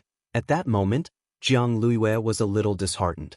Furthermore, she was well aware that now that Shadowstream had fallen to this state, it was likely that all the killers on the list were doing everything they could to find her whereabouts. Whether it was 1-Inch Ash who was ranked 7th, Steamed Bun Invasion who was ranked 8th, Little Cold Hands who was ranked 9th, or Night Rain Kidney Bother who was ranked 10th. All of them now had the strength to take her head, and it would be as easy as turning over a hand for them to replace her. In the rankings, what on earth should she do next? Jiang Luiyue's eyes suddenly darkened. Long ago, Jiang Luiyue had already prepared for the worst, but she had never thought that this day would come so quickly and so suddenly. But although the situation was bad, at least her real body had survived. In fact, if it hadn't been for that spirit clay clone, she would have already lost her last chance to turn things around. She was the one who sealed the stone ghost mask box in the command center. Jiang Luiyue knew that the stone ghost mask was a pair of twin magic treasures, so the moment she had taken it out, she had sealed it in a chaotic space, cutting off the resonance between the twin magic treasures and exposing their location. She was well aware that there was still a chance for her to turn things around. That stone ghost mask was her last bargaining chip. As long as she was still alive. Elsewhere, Old Antique was still continuing his theory of history lesson. He had already introduced most of the top 10 killers on the international list of killers, except for the last 3. Old Antique rested both hands on the lectern and assumed the posture of a storyteller. Earlier, I explained to the students the killers ranked 4th to 10th on the list. Now, let me talk about the top 3 assassins. Speaking up to this point, Old Antique narrowed his eyes slightly with a calm and composed expression on his face. According to what I know, since the top 100 killers on the international list were announced, there have been more than 3,600 changes in the rankings. However, there were 3 positions that had never changed. They were the top 3 assassins. In the assassin ranking, many assassins had publicly declared war on these 3 assassins. In the short span of a year, more than 300 assassins had challenged the top 3 assassins of their respective top assassins. But these challengers were all killed the next day. Basically, one of them died. Everyone, thus, to reduce turmoil on the list. From then on, the killers made a pact among themselves. He was only allowed to challenge an assassin who was one rank higher than him, and it was forbidden to challenge someone of a higher rank. Therefore, only the Gold-Silver brothers have the qualifications to issue a challenge to the third person. Teacher, have the Gold and Silver elders attempted the challenge before? Someone could not help but raise his hand and ask. Of course they have. Old Antique nodded. As far as I know, Gold Antique and his wife have joined forces to challenge them more than 20 times. But they all ended in failure.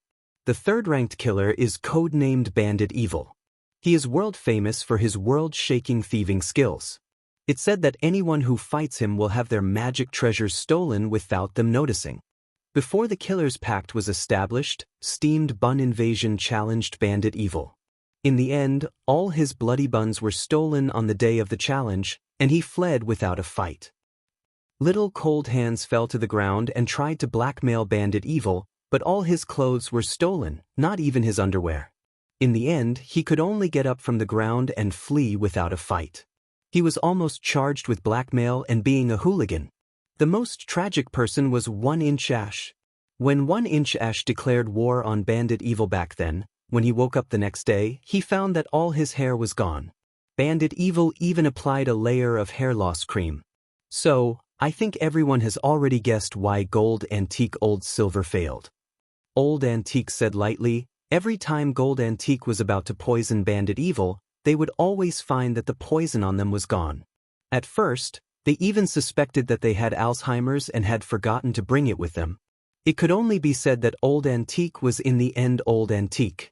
With just a few words, he had meticulously gone through all the gossip about these killers on the international ranking list of killers, who struck fear into the hearts of the world. At that moment, the atmosphere in the classroom had already been completely stirred up. Old Antique looked at the time and saw that there was still time to spare, so he prepared to continue talking about Bandit Evil, the third killer on the ranking list. In passing, he would also spread the gossip about the last 2 top killers. It was very obvious that Old Antique was also in the mood for gossip, and he wasn't quite done yet. The second killer on the ranking list is codenamed Cold Wind. He's publicly acknowledged as a powerful killer on the international ranking list of killers. As far as I know, he's a special forces soldier trained by Huaxiao Nation to carry out assassination missions for the country. He's helped our nation escape the danger of foreign spies stealing our secrets many times, and his whereabouts are unknown. In order to carry out a mission, he once single-handedly challenged a mercenary army sent by a Western cultivation country and returned unscathed and completely annihilated. Speaking up to this point, Old Antique couldn't help sighing with emotion in his heart. A lot of the time, these killers on the ranking list give us a cold and ruthless image. But among them, there are also revered heroes, and Cold Wind is one of them. One of them? Is there anyone else? Someone noticed the hidden meaning in Old Antique's words. Of course there is. Old Antique nodded quickly. The killer I'm going to talk about next is a legendary figure who has always been number 1 since the ranking list was established, and whose position has never changed. Killer Taoist, codename Teacher Killer. Hearing this resounding name, Wang Ling finally couldn't help raising his eyes. Killer Taoist, he was hearing this person's name once again. Third Saint, who had betrayed Mo Immortal Castle previously, had regarded him as this Killer Taoist.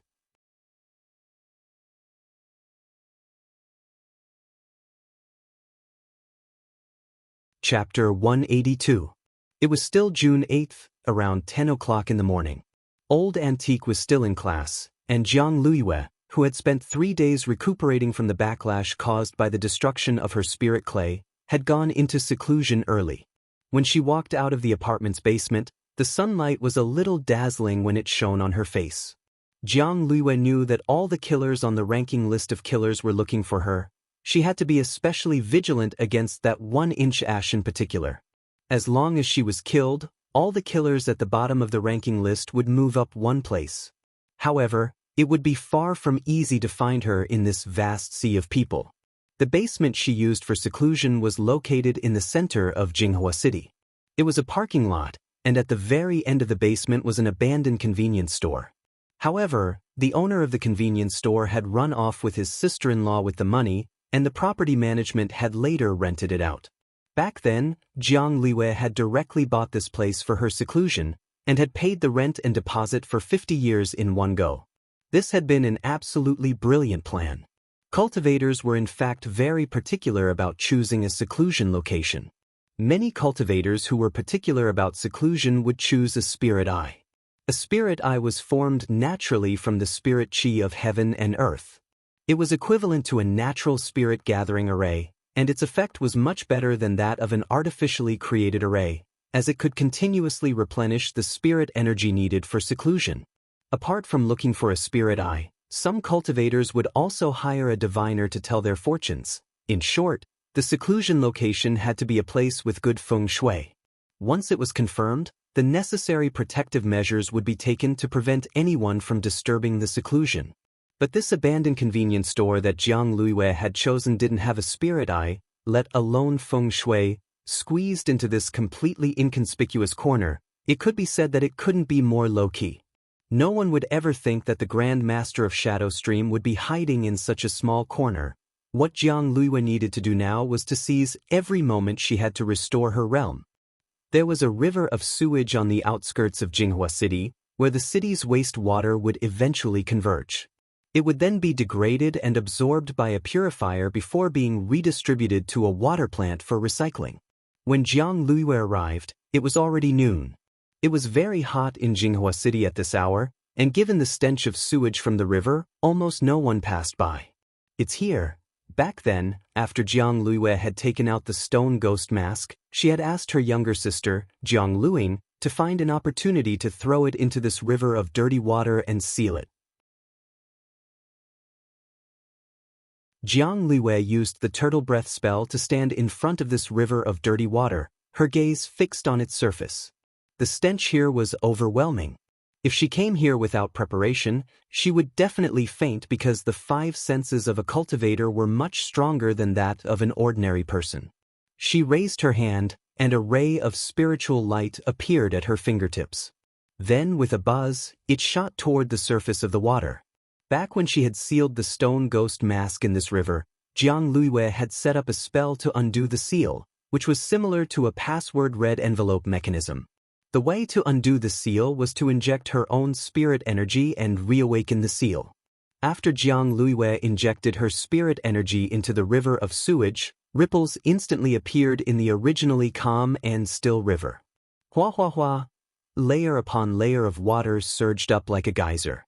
Jiang Liwei raised her eyes and saw the spirit pouch at the center of the waves. The spirit pouch still had the yellow waterproof talisman she had stuck on it back then. With a wave of her hand, the spirit pouch above the geyser immediately came to her.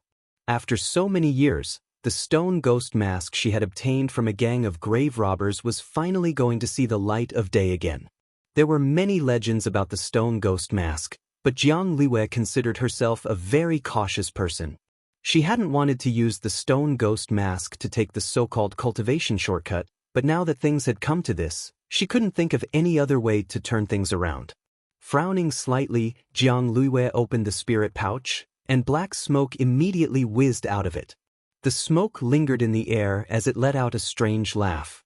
"Junior, my venerable self thought that you had already forgotten about me when you sunk me into this water back then. After so many years, why has your realm regressed? It looks like you haven't been doing so well. Now that things have come to this, I have no other way out," Jiang Liwei said softly, her eyes dark. "If you had known earlier, you would have cooperated with my venerable self earlier. If you had made the decision back then, you would never have fallen to this state." The stone ghost mask in the black smoke laughed continuously. "What, have you figured it out now? You should know what it means to cooperate with my venerable self, right?" Jiang Liwei. Back then, Lord Devil Emperor was researching a spell to counter the Great Demon Sealing Wave spell, but in the end he accidentally messed up and sealed himself inside. Lord Devil Emperor's so-called cooperation is nothing more than to borrow external strength to come out into the world again. Devil Emperor Guapai. What the hell? That's how you know. The stone ghost's face immediately flushed red. This was too shameful. Jiang Liwei. Lord Devil Emperor's deeds have already been recorded in the history books and are now a mandatory test point every year. Devil Emperor Guapai.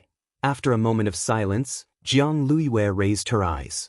There's just one thing I don't understand. In the cultivation circle, there are countless people who want to obtain the stone ghost mask. Why doesn't Senior think of a way to cooperate with them? What's the use of trying to obtain me? I only cooperate with those who are fated with me. In the hundreds of years that I was sealed away, you were the first person to find me.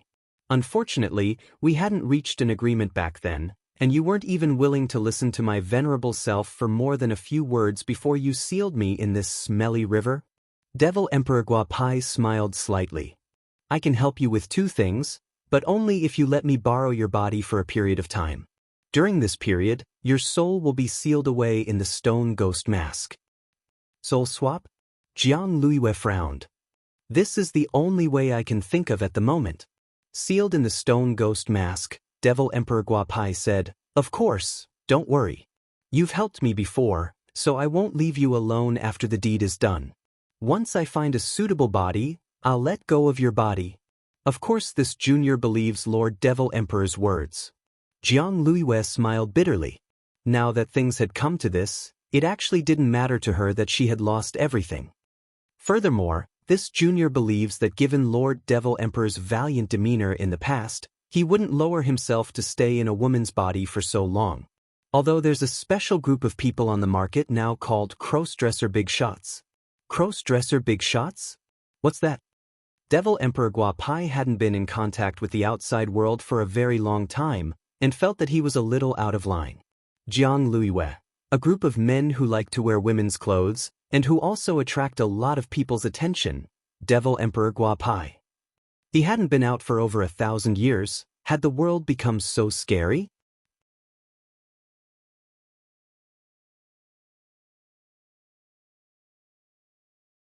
Chapter 183.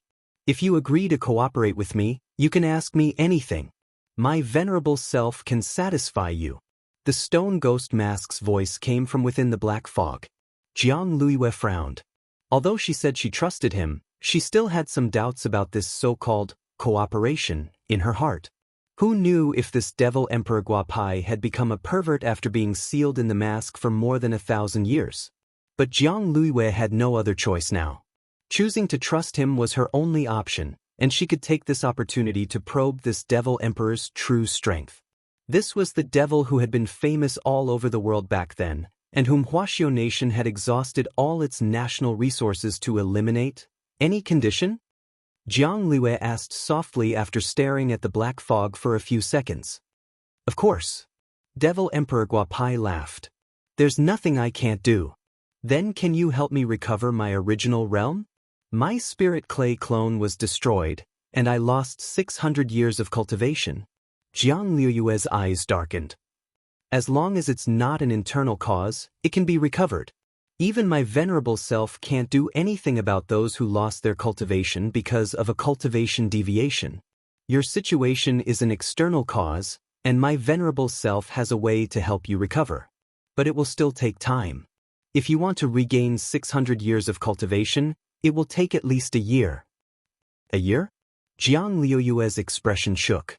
Shrinking 600 years into a year would greatly shorten the time needed to recover her realm. This recovery technique doesn't require you to go into seclusion and can be cultivated at any time. My venerable self can teach it to you now. You can try it for a month first to see if my venerable self's words are true. Tell me your second condition. Jiang Luiwei was the only one who could hear strange laughter in the black fog. Lord Devil Emperor should have already guessed that since I chose to cooperate, I've already burned my boats. I will immediately learn this recovery technique and cultivate it. In the meantime, I hope Lord Devil Emperor can help me with the second matter. I want revenge. Of course. Actually, saving time is good for both you and me. But my venerable self is currently sealed and can't come out. What do you think about revenge? Devil Emperor Guapai asked. I only hope that Lord Demon Sovereign can help me persuade a few people. Jiang Luiwei cupped her fists at the black fog and said indifferently, there are a few people on the world's ranking list of killers who have been looking for me. Number 7 Killer 1-inch Ash, Number 8 Steamed Bun Invasion, Number 9 Little Cold Hands, and Number 10 Night Rain Kidney Bother. Hee hee, you want to kill me with a borrowed knife? In the black smoke, Devil Emperor Guapai laughed. My venerable self didn't expect that the current cultivation world would actually have a killer list, but why don't you just look for the top few on the list? Jiang Luwei, I can't find any traces of those people for the time being. However, I'm sure that these 4 people are doing everything they can to find me. As long as they kill me, their ranking will move up by 1 place. Devil Emperor Guapai. So that's how it is? Now, as long as you spread the news, it'll save us the trouble of looking for them. Is Lord Devil Emperor confident in persuading these people to work for us? Jiang Luwei asked. They're just a few insignificant juniors. Back when I was talking and laughing with the 10 founding generals of Huaxiao Nation, they were still drinking milk, weren't they? Just focus on drawing them out, and don't worry, leave the rest to my venerable self. Devil Emperor Guapai sneered. Then I'll have to trouble you, Devil Emperor. Jiang Luwei cupped her fists in a salute. It's a mutually beneficial cooperation, there's no need to thank me. As soon as she said that, the black fog around the stone ghost mask instantly retracted, and it returned to Jiang Liuyue's hand. By the way, who are you going to take revenge on? A school. Jiang Luwei gripped the stone ghost mask tightly. I'm going to kill everyone in that school, leaving not a single person alive. Everyone had gained a lot from today's history lesson. Old Antique's understanding of the top 10 killers was far greater than anyone could imagine. They couldn't help but wonder whether Old Antique had been in the country's intelligence department before. Old Antique had already shared dozens of pieces of gossip about Killer Taoist. He had even talked about what color underpants Killer Taoist liked to wear as if it was true. The people in class had all thought that Old Antique was just bragging, but as someone who had really been tricked by him, Wang Ling believed that what he had said was true. This was the number 1 killer on the international list of killers. A figure who had once caused a ruckus in the cultivation world. With just a few words from Old Antique, he had been reduced to a strange uncle. Everyone had thought that Killer Taoist was a cold-blooded killer, but in Old Antique's mouth, he was actually a killer who carried out justice and punished evil. Furthermore, he had a special fetish, and that was wearing flowery underpants. Now, Wang Ling really didn't understand. He had once suspected that Old Antique was Killer Taoist, but if that really was the case, who would be so bold as to expose their little-known secrets to the public? Thus, Old Antique's identity had once again become a cloud of doubt for Wang Ling. At the end of school that evening, apart from a few patrolling security guards and a few teachers who had stayed behind to mark homework and teach students, there was also an unexpected person who had stayed behind. It was already dark, and Old Antique's broad figure swayed as he arrived on the school rooftop and gazed into the sky. At this point, Old Antique should have already left school. He had always been punctual at work and was particular about going to work on time and getting off work on time. He wouldn't waste a single second, but today, for the first time ever, he had come to the rooftop. Suddenly, a black shadow appeared behind him. It was like a beam of light, and in the blink of an eye, it appeared behind him. It raised a hand and a cold blade stabbed directly at the back of Old Antique's head. It was so fast that it was impossible to see its movements clearly, like a shadow of light. But Old Antique's face was as calm as an ancient well. With a twist of his hand, he directly caught the blade between his fingers, and with a crack, the dagger shattered. Old Antique turned around and clapped his hands. Your accuracy has improved a lot, but your strength is still lacking. Standing in the dark, the person sighed. Teacher, you're still as strong as ever. Old Antique looked at this person and narrowed his eyes slightly. I have a feeling that something big is going to happen soon. Indeed, there's been a lot of unrest in the killer circle recently. A lot of people are looking for the whereabouts of the master of Shadow Stream. The person in the dark replied. Old Antique narrowed his eyes slightly. My students may be in danger, so I hope you and your senior brother can keep an eye on those people's movements for the time being. If anyone tries to harm my students, get rid of them as soon as possible. Very well, teacher. The person in the dark nodded, but then looked a little troubled. "But teacher, senior brother's whereabouts are uncertain. I'm afraid I won't be able to find him, and even if I find him, I might not be able to shout at him." As soon as he said this, spirit light flashed in Old Antique's hand, and he tossed something into the person's hand. The person in the dark was instantly startled. "This is, Old Antique, this is your senior brother's floral underpants. When he challenged me to a duel back then, I picked it up along the way." The person in the dark, "Old Antique, hang this underpants on your drying rack at home, he'll show up right away."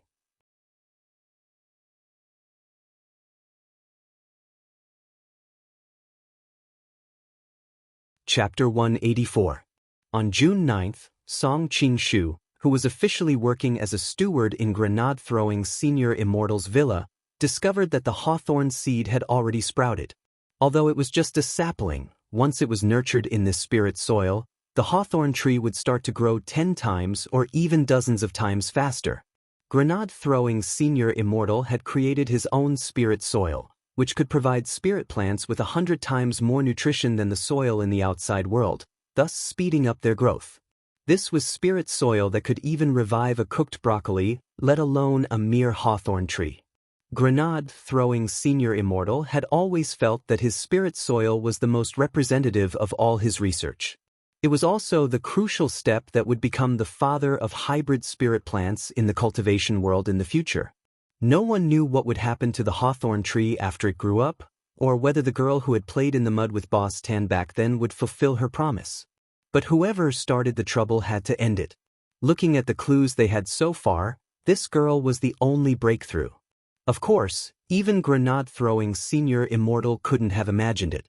As twin magic treasures, the other stone ghost mask was in the hands of the master of Shadow Stream, Jiang Liwe.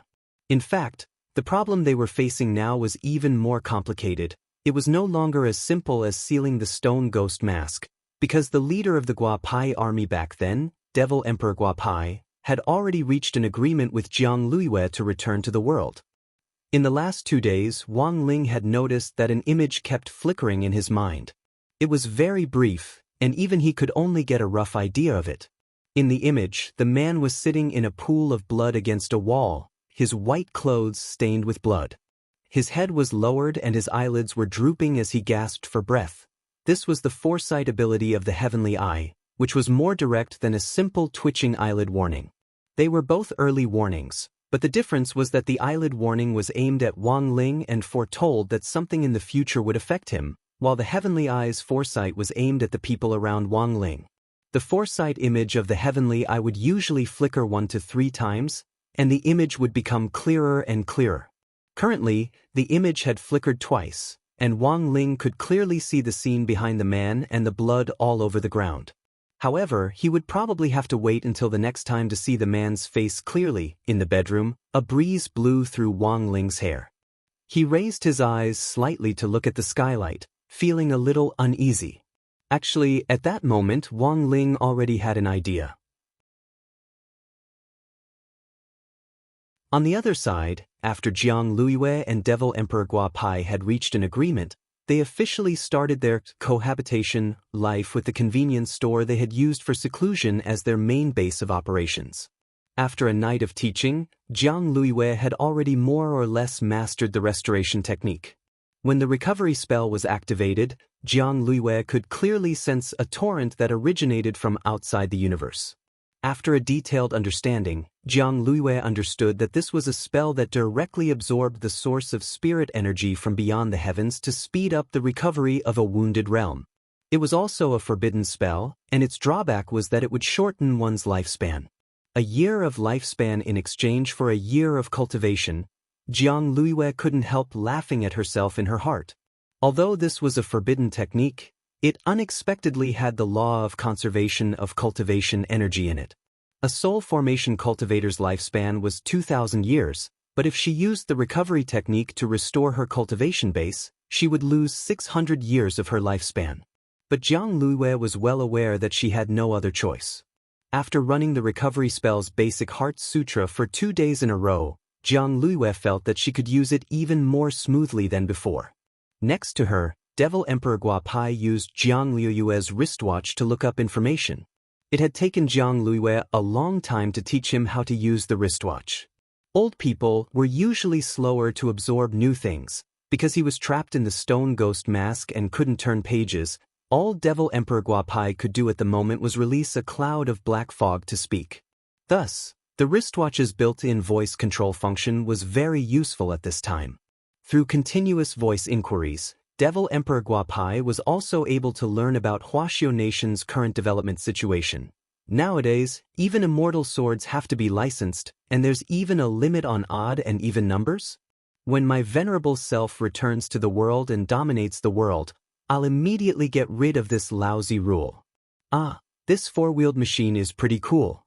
When will my venerable self get a few of them to drive?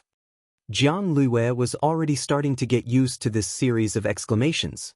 At the very beginning, Jiang Liuyue had wondered if she had brought back a country bumpkin, but after thinking about it carefully, she felt that this Devil Emperor Guapai was also a pitiful person.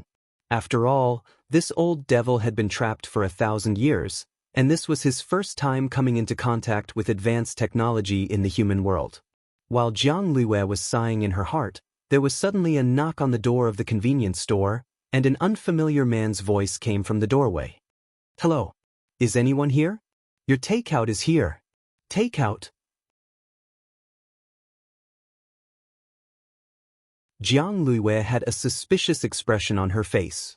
In the black fog, Devil Emperor Guapai smiled. "My venerable self ordered this. I saw that there's an app called Rice Ball Takeout in your wristwatch, and there's actually so much food in it." Jiang Liuyue: "I thought that at Lord Devil Emperor's level you wouldn't care about good food at all." Devil Emperor Guapai: "Cultivators can go several days without eating or drinking because of the spirit energy of heaven and earth. But it's very normal to have good food. In the past, in order to save money for their sects, those old-school cultivation sects tricked their disciples into not eating. This is wrong." Jiang Liuyue: "Devil Emperor Guapai, aren't you also injured? You need to rely on something to replenish your nutrition, only then will it help you recover." Jiang Liuyue: "But senior, it seems that you can't eat in your current state." Devil Emperor Guapai swiftly replied, "You don't need to worry about that. Go and help my venerable self open the door." Jiang Liuyue suspiciously went to the door. When she opened the door, she saw a little brother in a yellow takeout uniform standing respectfully at the door with 4 big square boxes in his hands. "Hello, these are the takeout you ordered. There are 200 pairs of insanely spicy chicken wings in total." She had just taken the boxes when she saw a black fog swiftly rush out of the convenience store with a whoosh. The little brother had no time to react at all. The stone ghost mask directly latched onto his face, and the hooks on both sides of the mask directly pierced into his face. 2 minutes later, Devil Emperor Guapai, who had completed the soul swap, stood up in this little brother's body. He took off the mask and shook hands, feeling a little emotional in his heart. It had been too long since he had experienced what it was like to have a physical body. Unfortunately, this body also had a very big flaw. It was only at the foundation establishment stage. It could stay inside for at most half an hour before it had to return to the stone ghost mask. Of course, all of this was no longer important. At that moment, all of Devil Emperor Guapai's gaze was focused on the 4 boxes of insanely spicy chicken wings. Staring at the 4 boxes of chicken wings in Jiang Liuyue's hands, this old devil who had been trapped for 1,000 years couldn't help swallowing and even choking on his words. "I've been locked up for more than 1,000 years, and I haven't even been able to eat a chicken leg. This time, I can finally eat meat." You're tuning in to the Dreamy Chapters YouTube channel. We're so grateful for your support, and don't forget to subscribe to join us on this incredible journey through captivating stories. Your generosity through donations truly makes a world of difference, as it's the primary source of revenue that allows me to expand and enhance this channel for you. Thank you from the bottom of my heart for being a part of this adventure.